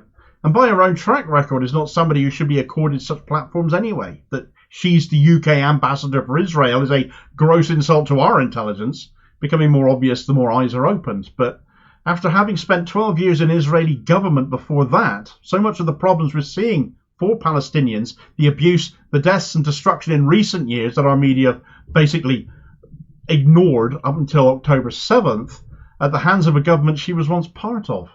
This is a woman who in 2017 attacked UNESCO, part of the UN, for naming the old city of Hebron in the West Bank a World Heritage Site. She stood up in the Knesset, held up a copy of the Old Testament in one hand and a copy of a book called The History of the Palestinian People in the other. And this book is an absolute insult to Palestinians, since it is an intentionally published book of empty pages, implying they have no history, and telling the UN they should read both books because clearly Palestinians have no heritage sites. This is a woman who is so far right, she once criticised the Board of Deputies of British Jews. Yeah, she criticised them. She accused them of working against Israeli interests because despite their many, many faults, they do still back a two-state solution. And of course, she has shamed herself already during this conflict when 10 days into the siege of Gaza, she went on TV instead of the, again, UN-reported humanitarian crisis, that there was no humanitarian crisis. Well, we absolutely know different now, don't we? She is absolutely awful. There aren't words to describe the level of awfulness she's at. And so we come to her latest platforming and her selling of al-mawasi as an option to home all Gazans going forwards, and where they very much appear to be being herded towards by Israeli actions in the south of Gaza right now. To put into context the size of this bit of Gaza, we know the Gaza Strip was already one of the most densely populated pieces of land going. It's a strip of land just 41 kilometres long for most of its length, a little more than 6 kilometres wide at that, goes up to 12 near the bottom. It is just 365 square kilometres or 141 square miles in old money in size. It is tiny. It is little more than a tenth of the size of Cornwall. Al-mawasi is just 1 kilometre wide and is just 14 kilometres long, well less than 1/20th the size of the whole of Gaza. Zippy Hotovely thinks this is where all Gazans can go, all 2.2 million of them. She said on Sky, there is a place in Gaza called the al-mawasi. The al-mawasi is a place where they all can have shelter, together with internationally designated shelters for the Palestinian people. You cannot say that Israel is not facilitating that, together with humanitarian. Well, she's a liar. A big fat squiggly wriggly one. It's becoming a real struggle to understand how a group of people like those in power in Israel can treat other people like the Palestinians with such disregard, with such disgust, with their own not all that distant history on such matters still reasonably fresh in their minds. Lord knows they love reminding us of those things, but here we are. The mawasi, as she called it, al-mawasi correctly is what it should be called, is basically a junkyard. It's a tip. There is nothing there. There's no aid. There's no shelter. No nothing. She implied that Israel were facilitating a move there. It is just a desolate wasteland of sand dunes where the land meets the sea. She's basically all for shoving them onto a dirty beach in desperate need of a clean-up. No aid tents there. No UN. No food. No nothing. It's a death sentence to be sent there and left there. But the bigger question that I'm not seeing anyone asking is why the hell are Israel not committing to letting the Gazans have their territory back when they've dealt with Hamas? Why are they sending them to this place, this little bit of what they formerly had? Why will they not let them return to their homes wherever in Gaza they were? And of course we all know the answer to this, and that is because Israel will claim Gaza for more settlers when all is said and done. Palestinians can either end up in this desolate place to die a slow agonising death, with nothing to do but build sand castles, or be pushed out into the Sinai, displaced from their land, blatant collective punishment, clearly a war crime, clearly in breach of international law. And the UK ambassador to Israel is perfectly comfortable advocating for this place on telly. Why has she not been expelled from the UK yet? Let's face it, if al-mawasi was anything other than a barren wasteland, you can bet your bottom dollar that Israel would have it as well. As it is completely worthless land, and if Palestinians occupied it under any other terms, you can expect they get bombed for it too. That might just happen anyway. Who would bet against that? Offering up this little bit of land is justification for them bombing the rest of the south where Israel sent Gazan people to begin with. This won't stop until people stop making excuses for Israel. This will only end when there are no Gazans left in Gaza. They'll all either be dead or living in tent cities in Egypt, the second to Nakba as this clearly seems to be now. I don't think many would argue against that will be complete, and this is the end game of having left Israel to be an occupying force since 1967. They should have been dealt with for their occupations decades ago. Is it any wonder they think they can just walk in and drive the locals out under the excuse of taking on Hamas when they won't claim victory on that until the last Gazan is basically shoved out of their own land? Then it'll be onto the West Bank and the Golan Heights next. When will international pressure ever appear on this? Because they are under no pressure right now, and that is why they're so comfortable being so blatant in what they're doing. They are under no pressure to stop right now by the leaders who can affect change, which emboldens rancid creatures like the Israeli ambassador to the UK to lie like they do. Thanks for watching. I hope you found this video useful. Please like, share and subscribe if you did. More content out daily. Please do have your say on this story in the comments below and be part of the conversation. Meanwhile, here's a video recommendation where Israel aren't just, of course, targeting Palestinians, but anyone helping them too, as a convoy of medical aid trucks from Medecins Sans Frontieres got targeted, and that was just the beginning of their ordeal. And I'll hopefully catch you on the next vid. Cheers, folks.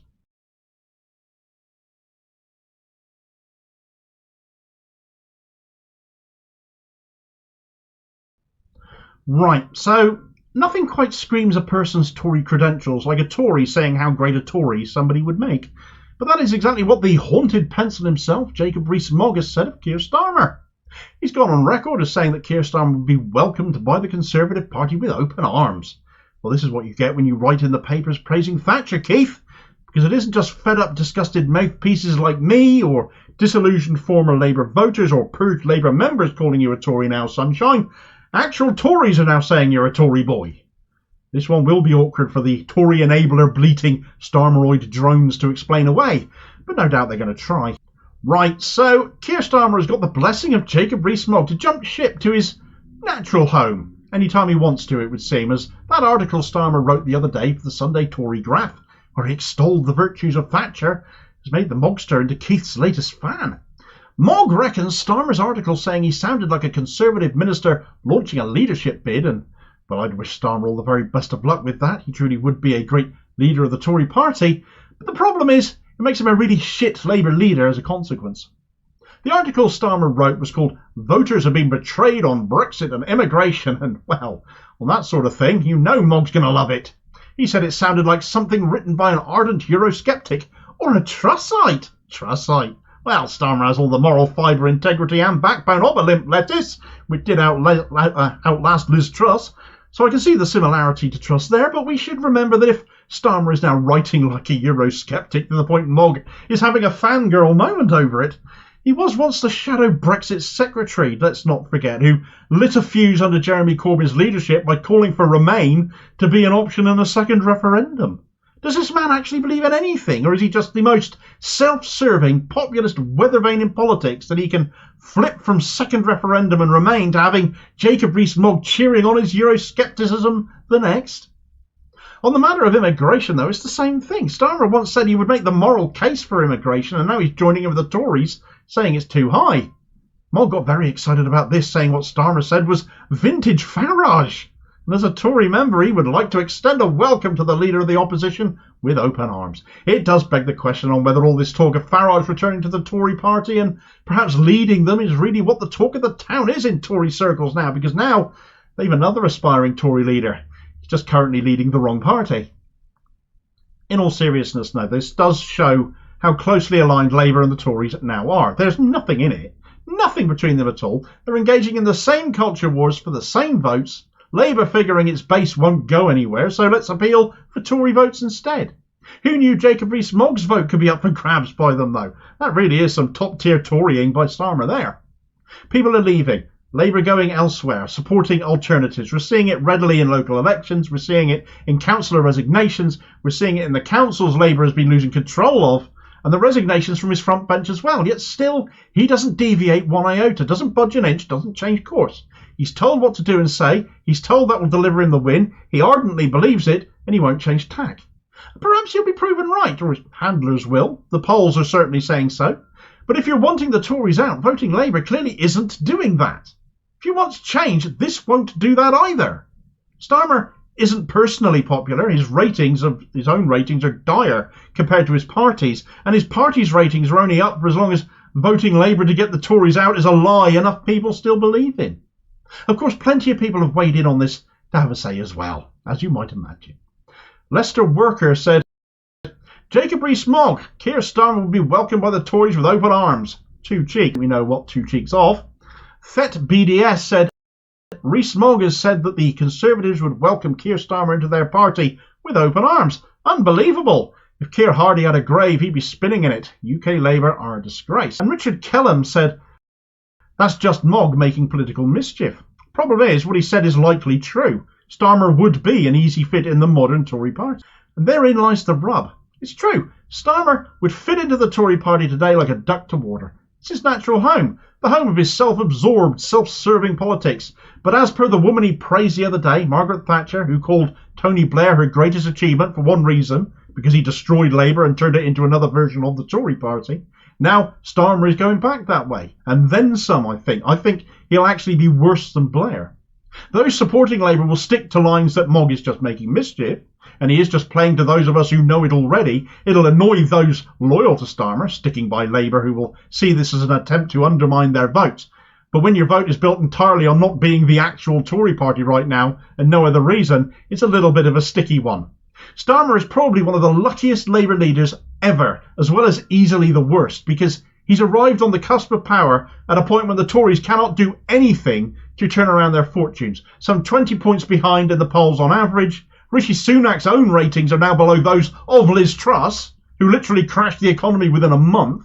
But when he's unelected, even by his own party members, weak as sin, carrying out policy he has no mandate for, and frankly everyone is sick of him screwing up and acting like he has some divine right to rule because he happens to be loaded, that's perhaps not a surprise. Sadly, none of that thinking, that notion, if change is what you accept the country needs, will be delivered by a Starmer leadership, especially by a migrant-bashing, Thatcher-praising, Brexit-backing self-servitive like Keir Starmer and his leadership. Mog might be winding people up, but he's also right, and that, I think, is what winds up those offended most of all. Thanks for watching. I hope you found this video useful. Please like, share and subscribe if you did. More content out daily. Please do have your say on this story in the comments below and be part of the conversation. Meanwhile, here's a video recommendation where I dug into that Thatcher fanboy article from the weekend if you haven't seen it already, and I'll hopefully see you on the next vid. Cheers, folks.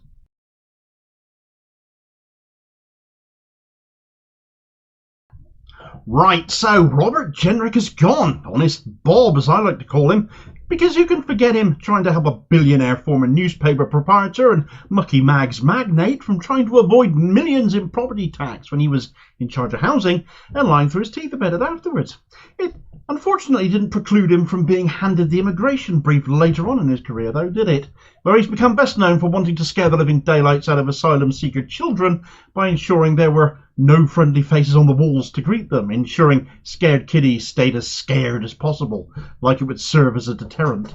This guy has kids himself. God knows what it must be like to have him as your father, though. It was a performative, foul example of an unnecessarily mean person, and the reason he's quit now is basically because Rishi Sunak, a man set on binning human rights, isn't mean enough for him. But it's not the whole story, because I reckon there's a bit more to it than that.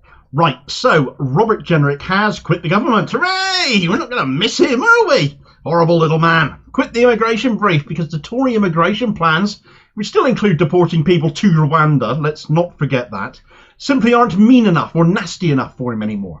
This is a guy who for ages has been best remembered for helping a very rich man dodge his dues over a housing development, until he had one of those hold my beer moments when it came to picking on children instead, and will instead be remembered best for being the guy who demanded cartoon murals in detention centres be painted over to make them as scary and as uninviting as possible.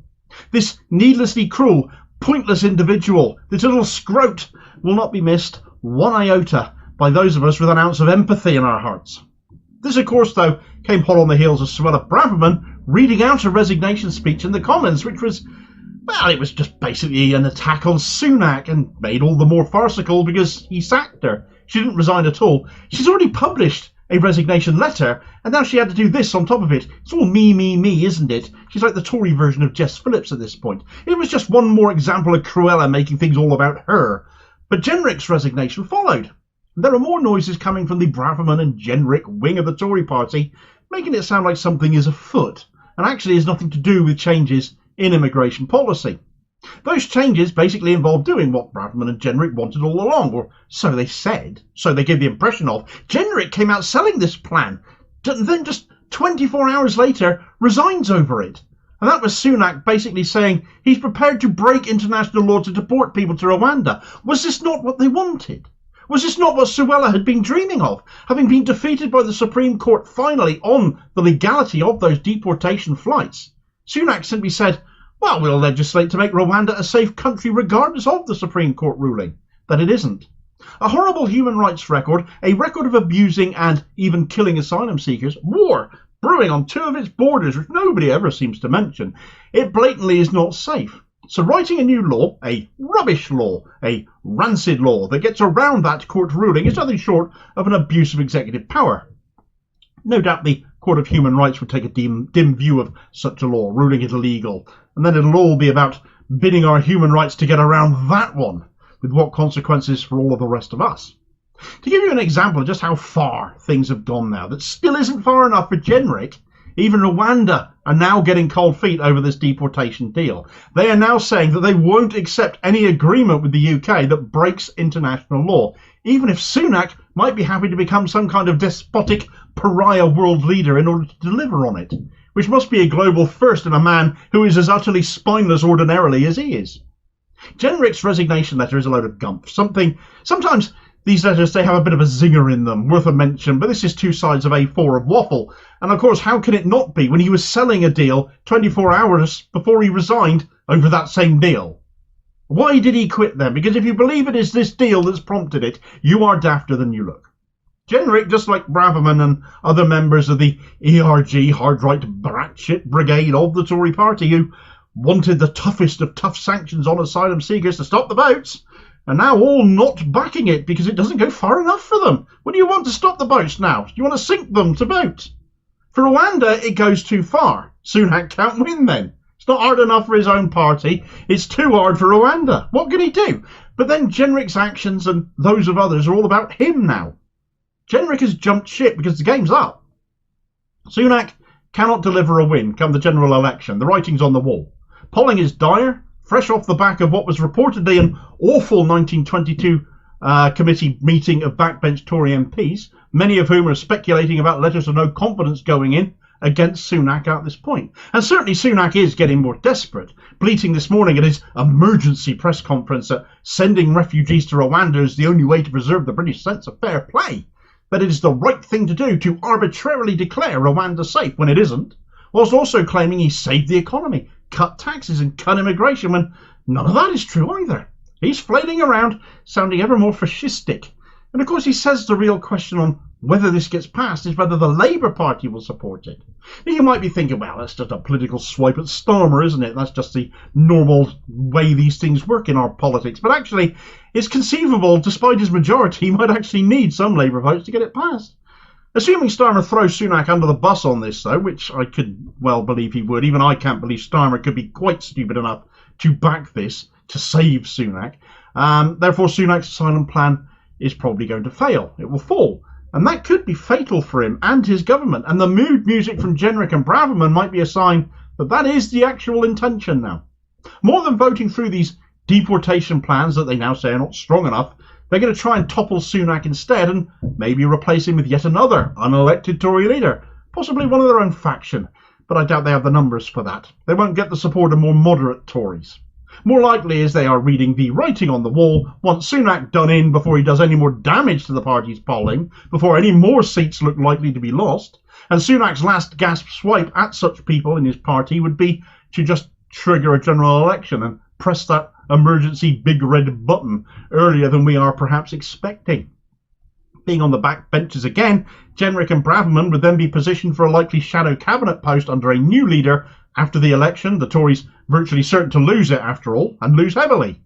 And this is why Jenric has quit, actually, I think. They've finally decided Sunak's done for. They don't want to be tied to the sinking administration. They're thinking of their own career prospects now, certain to be in opposition, but positioned so that if they keep their seats, I'd imagine they'd be fairly sure of themselves on that, rightly or wrongly, they'd be amongst the front of the queue for promotion based on experience, and also in the hope they elect a mad, bad, ultra-right-winger to their tastes to lead them too.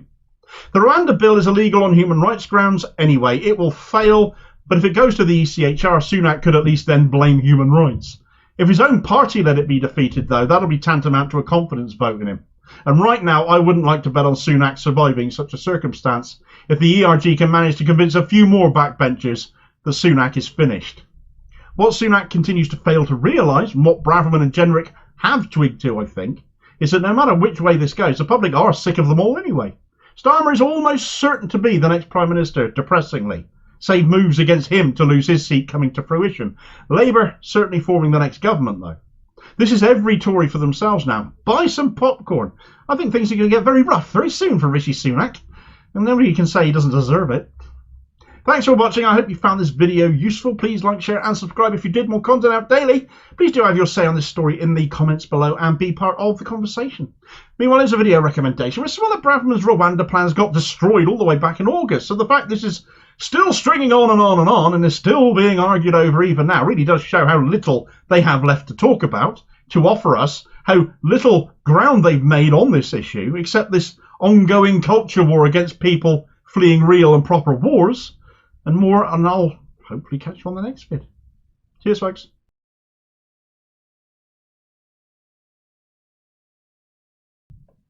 Right, so there's nothing quite like the power of the great British public when they find a cause to rally around.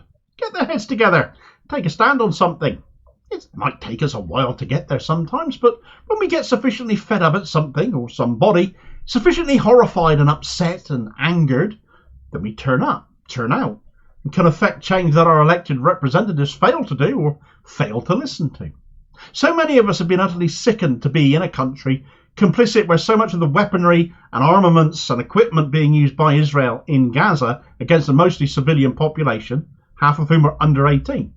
So get organised, people have. Trade unionists, but not exclusively so. They've been joined by other members of the public too, over 1,000 of them. They have today blockaded 4 factories across the country supplying the IDF in Israel. And you just love to see it.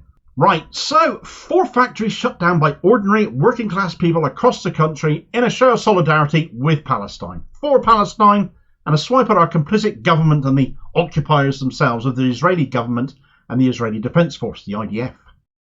All of this has been organised by the group Workers for a Free Palestine, a grassroots network of like-minded people, trade unionists, activists, general workers, disgusted by the inaction of our government to hold Israel to account for the atrocities it is committing, so has instead opted to do so itself. Everything is peaceful, that must be mentioned of course, but what they do is organise mass pickets to shut down weapons factories and also help people organise within their workplaces in support of a free Palestine. Up until now they've shut down an Elbit Systems factory in Kent, and later also in Kent did likewise to a BAE Systems site that was supplying parts for F-35 jets that Israel is using to bomb Gaza. But today is their biggest action to date, shutting down 4 factories across the country, showing not only that people up and down the country are on the same page as them, but that they are now affecting the Israeli war machine in the UK everywhere. Today they reckon they've got over 1,000 people picketing 4 sites. The Samlesbury Aerodrome in Preston, Lancashire, where F-35 fuselages are made by BAE Systems.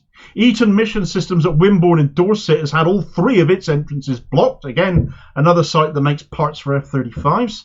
The BAE Govan site in Glasgow has been shut down by Glasgow residents, which tickles me no end that this one was organised by ordinary people, and where again F-35 parts are produced, but also parts for Mk-38 Mod 2 machine gun systems. And lastly, in Brighton, the Brighton and Hove Action for Palestine group have shut down the L3 Harris Release and Integrated Solutions Limited factory, which supplies parts for F-35s and also F-16s used by the IDF in their attacks on Gaza. F-35s are, according to their manufacturers Lockheed Martin, the most lethal fighter aircraft in the world. That Israel is using them as they are makes what they are doing all the more sickening.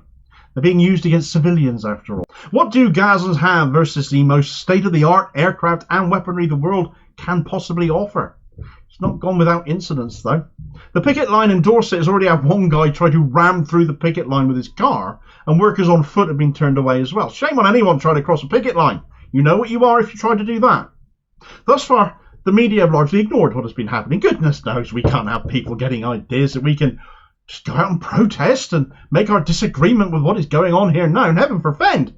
But the BBC, of all people, has put out an article on its website. It's only on its website.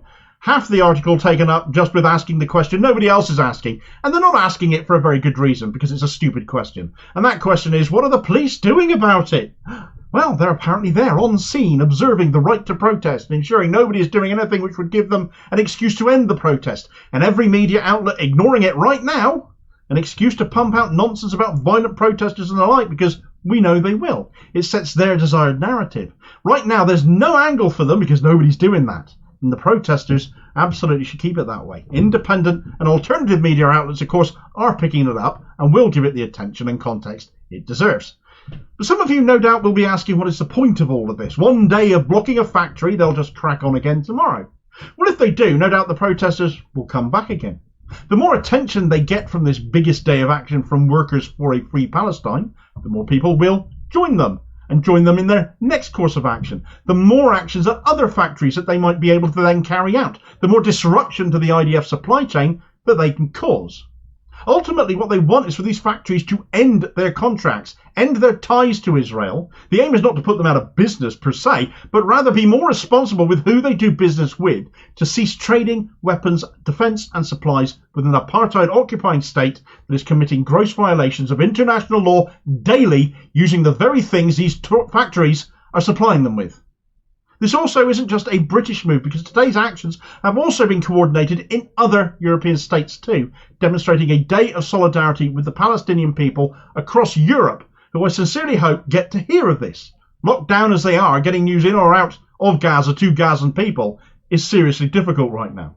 Similar actions are going on today in France, the Netherlands and in Denmark at weapons factories supplying Israel as well. So this movement is not unique to us, but is international, pan-European certainly at the moment, and can only grow the more atrocity we witness. If the UK government won't get on the right page here, do the right thing, if the opposition led by Keir Starmer won't say and do what needs to be said and done, the international community is failing to deal with Israel for their war crimes, then ordinary people here are showing that it is possible for us all to do something, whilst political avenues continue to fail us. Peaceful protest, forcing a shutdown of arms manufacturers, hitting them where it hurts, in their pockets, and it can be repeated as often as needs be to make the point. If international sanctions can't be brought against Israel because our leaders dare not confront them, are afraid of them, then we can issue our own sanctions by cutting off their supply chains, at least for a day or two. No violence, no fighting, no conflict with the police, none of that is necessary to make the point. Solidarity to everyone involved today. Go to workersforafreepalestine.com if you'd like to join in. Thanks for watching. I hope you found this video useful. Do like, share and subscribe if you did. More content out daily. Please do have your say on this story in the comments below too, and be part of the conversation. Meanwhile, here's a video recommendation where Israel, with the ceasefire now over, are laying waste to even more of Gaza, hitting southern and central areas. But there's a dirty beach they can have. Who says Israel aren't generous? According to the wretch that passes for the UK ambassador for Israel, Zippy Hotovely, just as a reminder as to why people have blockaded factories today as they have done. And I'll hopefully catch you on the next vid. Cheers, folks.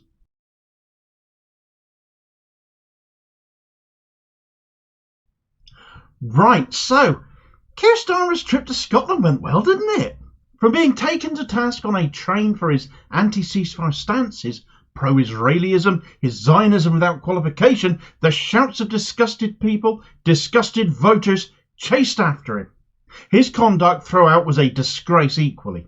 These are the people he purports to want to represent, but actually just wants their vote, doesn't want their opinions, hasn't cared for them at all since becoming Labour leader on domestic issues. But on the matter of the Israeli genocide, he, like so many of our politicians, are completely out of step with public opinion. And when confronted by it, insulated as he is from ordinary working class people in his Westminster bubble with his security, well, he runs scared of it, is shocked by it.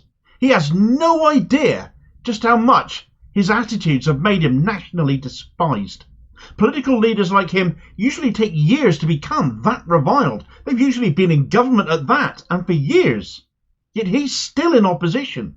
If he thinks he's hated now, he can think again. I would say he needs to change his tune, but it's not us he listens to, so he won't. And things will get worse for him because of it. Right, so Keir Starmer's trip to Scotland saw him receive a reception that was colder than a polar bear's nutsack. It was a mix of hilarious consequences for him, as those of us critical of him, especially over his stance on Israel, which is what the Scottish people took him to task over, showed him as someone utterly incapable of being confronted by the public. A look on his face of, how on earth has this person got so close to me, combined with no idea of how to respond, to taking a much darker tone, the anger in people's voices as he was rushed across the platform at Glasgow station into a waiting car, which then drove at protesters in order to get away. Allegations going around that the car did actually hit people. It all began on the train up, of course. If you can remember all the jeering in the media about Jeremy Corbyn having sat on a train floor because there were no seats available, any little thing to have a go at him, as it was at that time. But compare that to now, with the Labour leader and his team clearly heading to Scotland in first class, as someone calmly walks in and comes up to his table, and immediately it's a look of fear on his face. What am I doing in the same space as this person? Should you be in first class? Do you belong here? But actually the guy, whoever he was, he actually gave a masterclass in how to deal with a politician when they come up to them in public. He calmly just walked up to that table and he said, Keir, how many more children in Palestine have to die before you call for a ceasefire? Over 7,000 children have died. Over 7,000 children have been slaughtered by Israel. This is unacceptable. What happened to human rights? What happened to democracy? We call for peace. We call for democracy. We don't see any of that when it comes to the Palestinian people. 7,000 children. How many more have to die? 20,000 people. How many more have to die? This is unacceptable. Where is your humanity? Throughout all of that, Starmer just glared at the guy, just shocked, to silence, unable to answer, waiting for transport police or his minders, whoever it was with him, to usher this ordinary Scottish guy, disgusted by what he's witnessing like so many of the rest of us, who found himself on the train with Starmer by happenstance and chose to confront him about what he's saying and doing in regards to Israel and Gaza.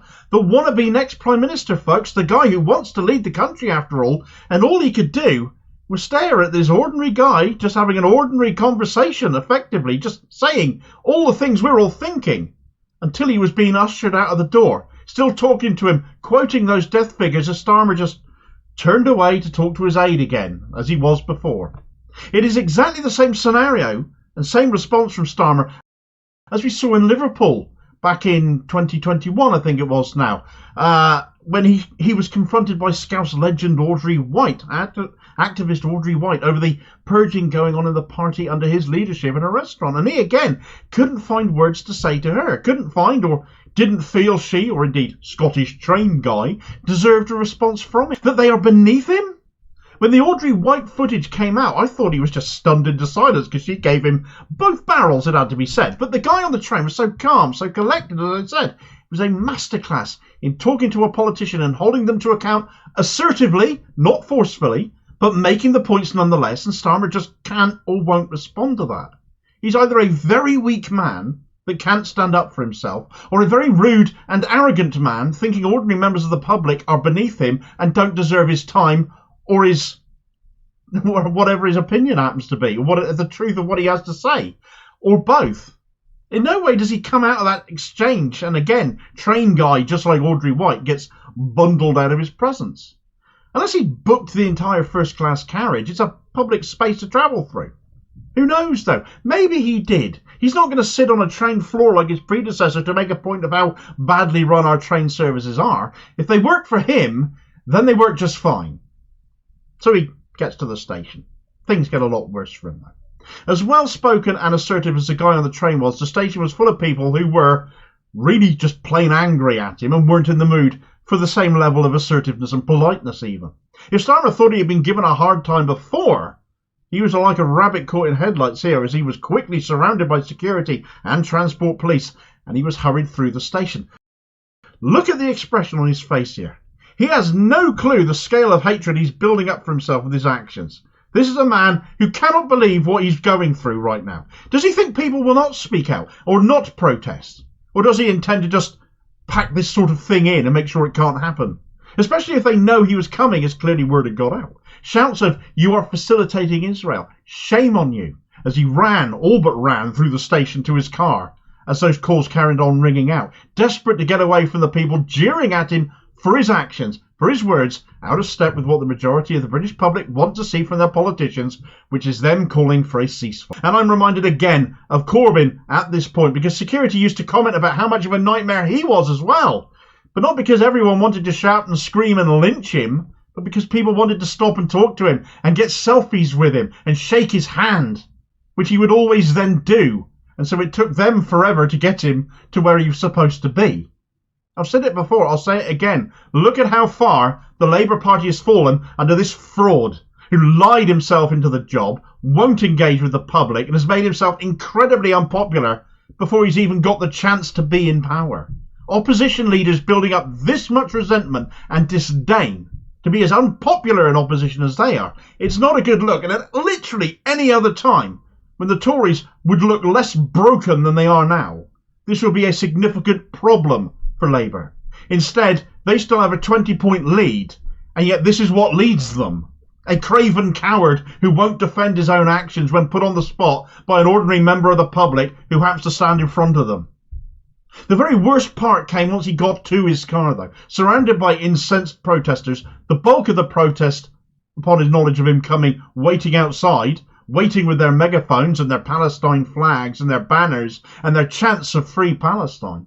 His car was surrounded and couldn't go anywhere. The police were struggling with the sheer volume of people there to give Starmer a piece of their mind. But instead of waiting for the police to do their job and clear a path for them, the driver, whether at Starmer's behest or not, we do not know, decided to move before he should have done, endangering the people gathered there. I don't care what side of the Palestinian argument you happen to be on. We should all agree that that was just dangerous and stupid and should never have happened. Video footage appears to show the car hitting, or at the very least being used to push people out of the way. Ordinary people protesting out of the way. That is disgusting. It's bad enough Starmer refuses to engage, refuses to change his abhorrent stance on ceasefires here, refuses to make the call for peace now and end the killing as more people die daily in Gaza. Innocent people, the vast majority of them, and half of them children. But to show casual disregard for the safety of those protesting those choices of his, here, in this country, by driving through them, in the manner that happened, is caught on film, is really utterly unforgivable. And again, it's not even the first time where Starmer's concerned, because in 2020 he got let off the hook by the police when he hit a cyclist so hard it dented his car. And of course you can forget the Beergate allegations and the fact there's a Labour Police and Crime Commissioner in Durham where that incident happened, which Starmer seemed banged to rights over, and yet got let off after allegedly a fine was issued to him and then got pulled because he'd promised to quit if he found guilty. The police have also been used to boot out dissenters at his own party conference, used as lynchmen walking in the corridors. So all in all, Starmer is a one-man, I would say walking, talking police state, but actually it's a more silent running police state as he runs away from protest, afraid to confront the messaging, refuses to change tack, just sticks as many bodies in front of himself as possible to shield himself from the people he pretends that he wants to represent. Ridiculously, 2 people who confronted Starmer and accused him of facilitating genocide got arrested in Glasgow. For what? Telling the truth? It took Thatcher over a decade to become this reviled. It took Blair several years to get this reviled, and both have been in power for that time. Starmer hasn't even got that far yet. There is not one single redeeming feature about the way this man conducts himself or his politics. Just look at him. Look at his conduct here. Look at his actions with the general public, because that's exactly how he'd treat you or I if we came up to him in the street and put him on the spot over policy. And ask yourself, do I really want to see a guy like that, who would treat me like that, running this country? Is that really getting the Tories out, or could it actually be putting someone even worse in, as hard as that might be to believe? We don't have to vote for him or the Tories. The only way this country will get better and be run by decent people and actual leaders who can lead is if we all take our votes away from the both of them. Thanks for watching. I hope you found this video useful. Please like, share and subscribe if you did. More content out daily. Please do have your say on this story in the comments below and be part of the conversation. Meanwhile, here's a video recommendation where if voting Labour to get the Tories out is such a thing, Jacob Rees-Mogg saying Starmer would be welcomed with open arms in the Tory party might make you think twice about that. It was, of course, mischief-making on his part, but it's also sadly very true. And I'll hopefully catch you on the next vid. Cheers, folks.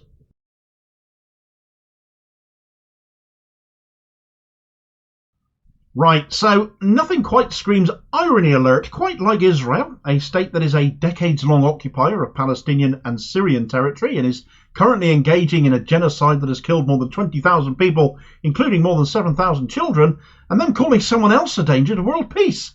But this is what they've done, playing the anti-Semitism card whilst they did it, pointing the finger and both accusations directly at United Nations General Secretary Antonio Guterres for triggering Article 99 of the UN Charter. Always the victim, never the aggressor, never the one at fault. This excuse, this immature babyish behaviour by Israeli spokespeople and politicians has to stop, has to be called out, because this is how they always eventually get their way, that and their lobbying.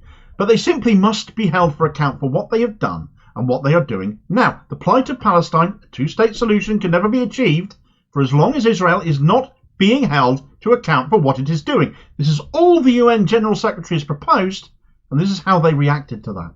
Right, so UN head honcho Antonio Guterres has invoked Article 99 of the UN Charter. So let's start with that. Let's start with what has got Israeli politicians and their Zionist supporters knickers in a twist. What is Article 99, first of all? Is it anything really major? Is it a big red button that will spur the UN into actually passing a resolution? No, not really. It is a discretionary power, as much of the power of the UN is. It's an escalation, basically, in how bad the situation is out there, in the opinion of Antonio Guterres.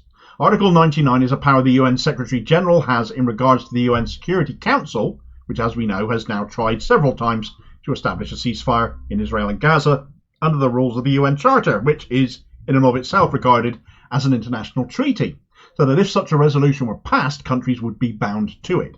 Unfortunately, as we viewers of my recent video that covered this will know, the UN Security Council has 5 permanent members, and any one of them can veto any Security Council resolution. And the United States, one of those permanent members, repeatedly have kept doing that on this issue. So no ceasefire has been able to be implemented in Israel, who are UN members as well. Article 99 states that the Secretary-General may bring to the attention of the Security Council any matter which, in his opinion, may threaten the maintenance of international peace and security. That's it. This is the point Guterres is at. He's never triggered Article 99 before, and actually, despite the discretionary nature of it, the significance of triggering Article 99 actually shouldn't be ignored. Though I might have been a little bit flippant towards it when I introduced this subject and this explainer, but actually it is significant in one way, because the last time it was triggered was all the way back in 1971. So the fact is, it doesn't happen very often. In 1971, it was last triggered during the fighting in Pakistan that eventually led to the creation of the nation of Bangladesh. So it's quite a big thing for the UN to have done it. It is basically saying in no uncertain terms to the UN Security Council, the shit is royally hitting the fan here, get your thumbs out of your backsides and do something about this.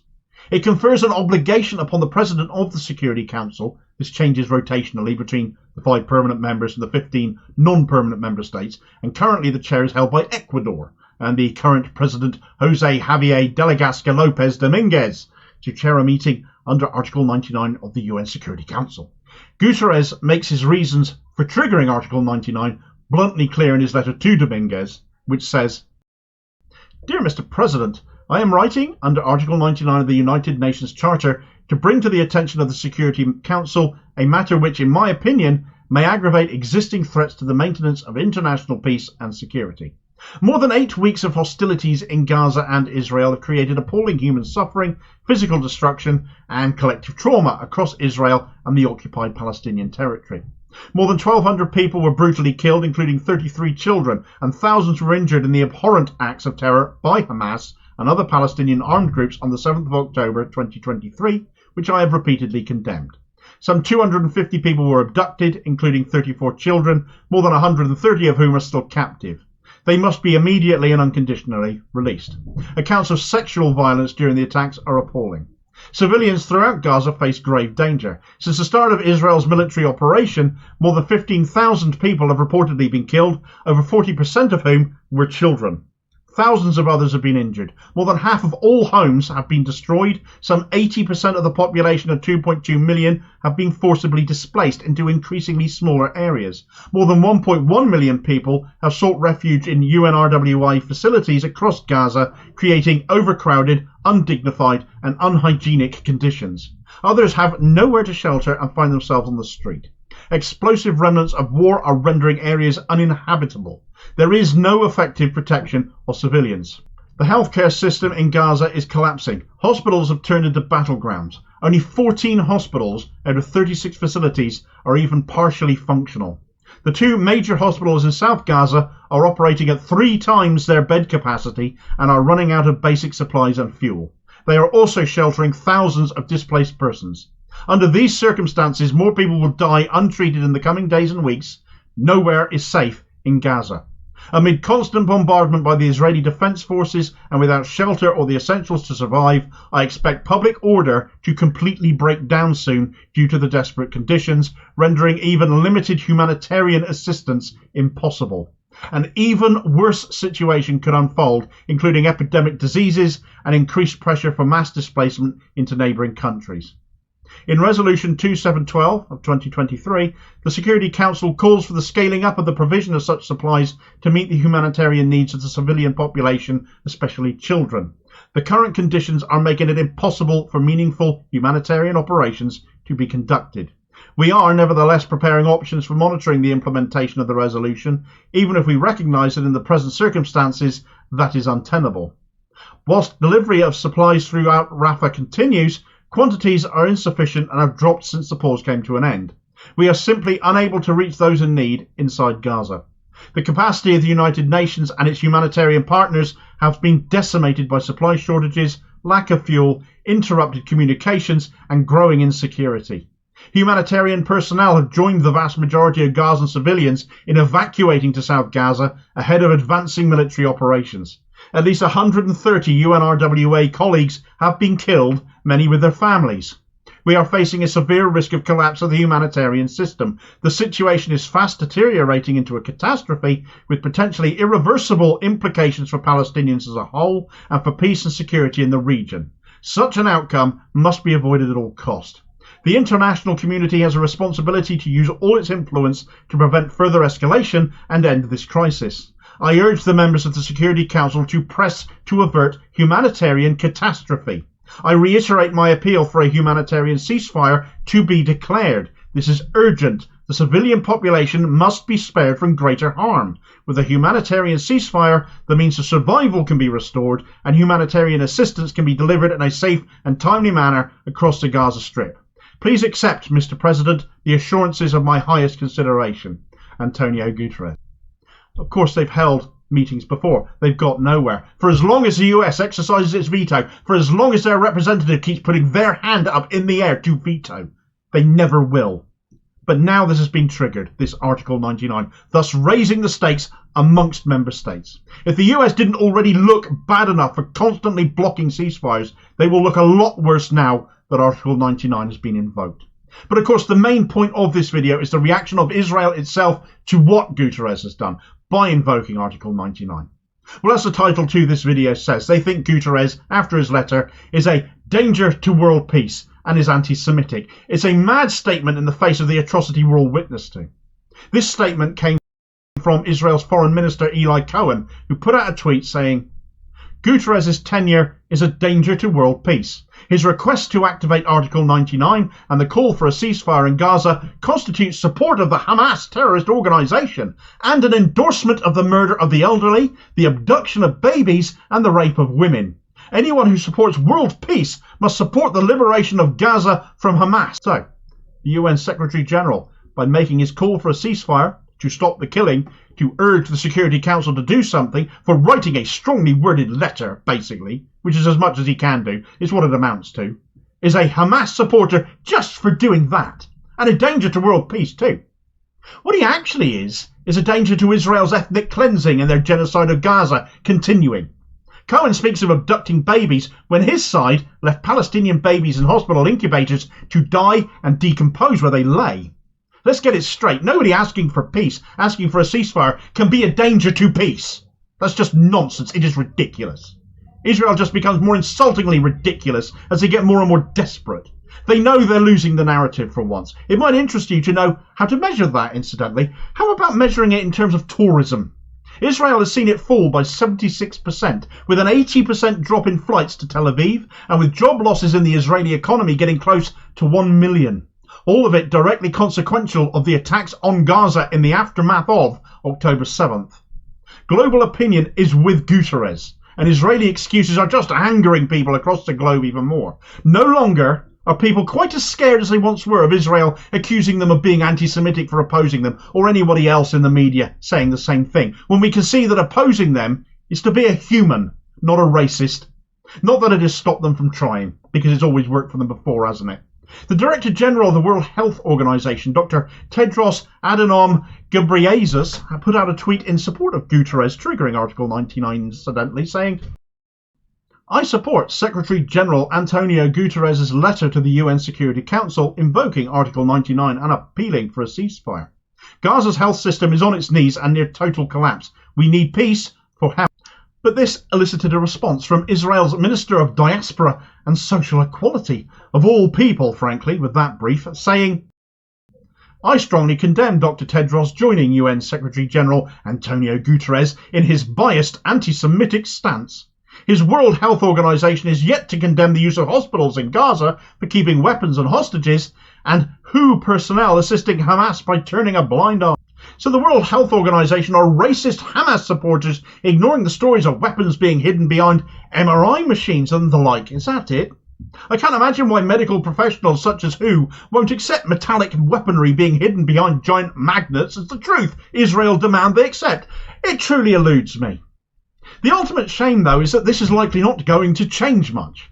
The UN Security Council will meet. They're obligated to do so now, but with the US doing a sterling trade in weaponry and armaments right now to Israel, they will still veto any notion of a ceasefire again and again, presumably until such time as Joe Biden decides to change his mind. I don't see how the UN can move past this, and actually the US are making them all look like a joke at this point. As much as people are boycotting Israel by way of tourism, by way of produce they buy, as much as we protest our political leaders over this. Those supplying Israel, those deliberately blocking a path to peace, like the US, perhaps they need boycotting too. Solidarity to Antonio Guterres for doing what he can and for what he's done. I just hope I'm wrong and something can come out of this now. Thanks for watching. I hope you found this video useful. Please like, share and subscribe if you did. More content out daily. Please do have your say on this story in the comments below and be part of the conversation. Meanwhile, here's a video recommendation where ordinary people the country over took matters into their own hands, blockading arms manufacturers of Israeli equipment just yesterday to great effect, showing we can all do something. And I'll hopefully catch you on the next vid. Cheers, folks.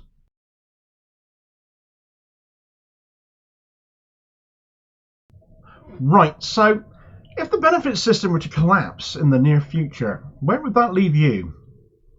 Well, the Department for Work and Pensions might be in a great deal more trouble than we ever thought. We know there are backlogs, of course. We know they've had years of reforms which have proven difficult to the point of impossible to implement.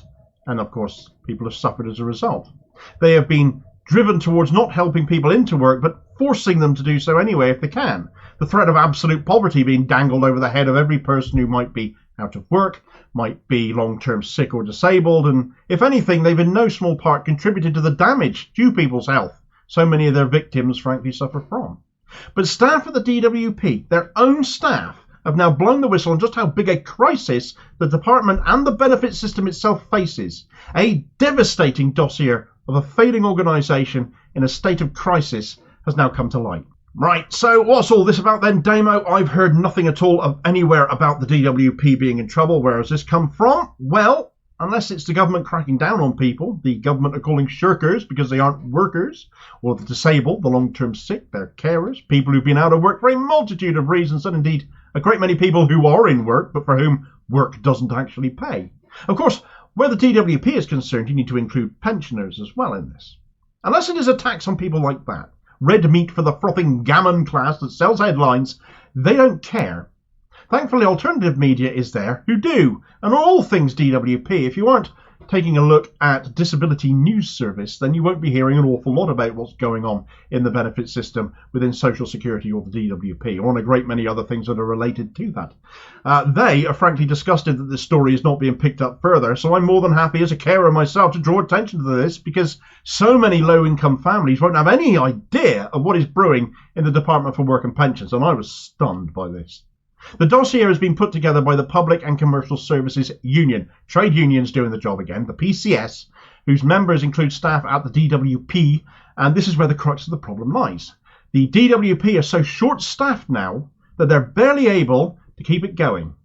The PCS union itself has accused the DWP of deliberate neglect after its members said they believed benefit claimants in vulnerable situations were falling through the gaps in the system. One manager describing staff facing completely overwhelming workloads. Another, a DWP staff member who works in counter-fraud, compliance and debt, said, "We are also experiencing more threats of suicide by claimants, in some cases already attempted, sometimes successfully." The report, all 64 pages of it, that the mass media are ignoring, gives example after example after example of testimony from DWP employees that the absolute bare minimum is barely getting done, and people are already falling through the gaps. There's a race on to get everybody on legacy benefits like Job Seekers Allowance and Employment and Support Allowance, ESA, moved on to universal credit by the end of next year that we've heard the Tories come out with. But the workload for universal credit, however, is apparently already so unsustainable that if the workload can't be kept on top of, then people are falling through the cracks already. Almost certainly some will be amongst the most vulnerable. And what then will happen to them? Sanctions, presumably. It's always them that get the blame for anything going wrong, isn't it? Understaffing is so serious, such a massive threat to just being able to deliver the most basic service, that the DWP are short by some 30,000 people, 30,000 workers to meet required staffing levels.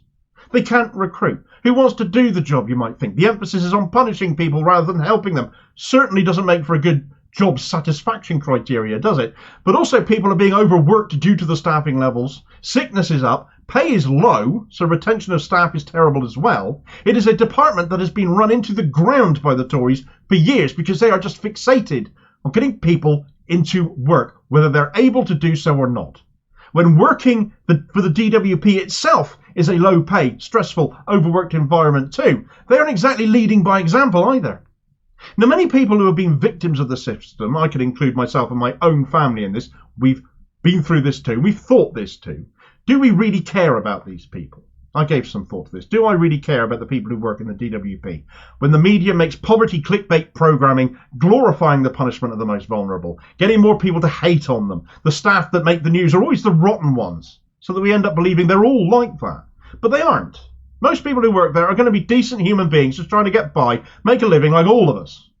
That they just happen to work for one of the most reviled government departments going because of how the Tories have run it, and not entirely excusing Labour before that either. The people there on wages so low, some of them, they are universal credit claimants themselves. One person working there said, I have worked for the DWP for over 40 years, and to be honest, I am totally worn out physically and mentally. My health has suffered enormously, having to struggle with always being understaffed. This is because of constant pressure, poor pay, and staff leaving to go to better jobs with better pay and less stressed. So I resigned. I felt I had no other option. Another said, the level of staffing for service delivery in my office is astonishingly low, stressful and unsustainable. The levels of staff leaving, sickness, etc. are by far the worst I've ever seen. I feel unsafe at times and under considerable pressure. There's another comment I want to make mention of as well, as it refers to the old system of benefits which so many people are still on. The member of staff in question here saying, Employment and Support Allowance, ESA, was a ticking time bomb due to the lack of experienced staff, and warned that millions of ESA claims are incorrect and these vulnerable customers could be owed thousands. There are more than 250 examples from different members of staff in the DWP that have given evidence for this dossier and made statements on what it is like to work there. Here's a couple of examples of what's been included in the report. I work in a small job centre in Wales. I suffer from late onset chronic fatigue as well as being autistic. After fighting, I finally got a reasonable adjustment to work from home on the 2 days our office is closed to the public. A month ago, I was informed I would have to return to the office full time as one of our work coaches was moving to a new role, and I would have to be in office to meet minimum numbers for health and safety, covering leave and other absences. This was to be until a replacement was recruited, but within a week became permanent. It's shameful that a disabled person's reasonable adjustment is being stolen away. Another wrote, I am part of a universal credit review team. There's around 2,000 of us across the country. My job is to establish if there is any fraudulent activity on a claim currently in place. If there is, I will then push it to a fraud advisor. As things stand, there are only 4 fraud advisors to support us. This has a huge impact on the workload as cases are taking months instead of days or weeks. It has a huge impact on the public purse as we are basically ignoring 90% of fraudulent activity. This essentially renders any universal credit review pointless. Even if we find anything, there's nowhere for it to go. If the government cared, they would have more staff to increase efficiency. I think it is safe to say the government do not care. After all, Jeremy Hunt just declared a raft of reforms for whom the staff clearly are not in place to deliver any of them. Little wonder when it came to his little snooping bill on people's bank accounts that he put the onus on the banks to do that. There's clearly no staff at the DWP to spare to do it, when they can't deliver the service they're already supposed to be delivering. The big emphasis on cracking down on benefit fraud again, though, when 90% of fraudulent activity Not that there's very much of it in the benefit system anyway, it is minuscule, but when that much of it goes unchecked, for all those expecting the DWP to crack down on that, to get value from the public purse, the Tories always promise and make so much of, well, it's clearly not happening, is it? By far the bigger issue, though, is claimants being let down, though. Having to wait weeks and months instead of days to see changes in their circumstances enacted. With universal credit, you have to update these things monthly. How in hell are they getting their needs met, in which case? They might be doing everything asked of them, but the DWP in turn fail them. Who's more likely to suffer for that, get sanctioned for that, even when things fall through the cracks, even though it's clearly the DWP's fault? And we've had stories like that going on for years, haven't we? Nothing's got any better. If anything, it's got worse. This dossier got handed to the DWP last Tuesday by the PCS union, and they warned the DWP that it was currently running a workforce 30,000 people below the required staffing levels, and asking for a meeting with Work and Pension Secretary Mel Stride to discuss this. The guy who sat beside Hunt when he was delivering that autumn statement, nodding along and smiling at these latest announcements of his.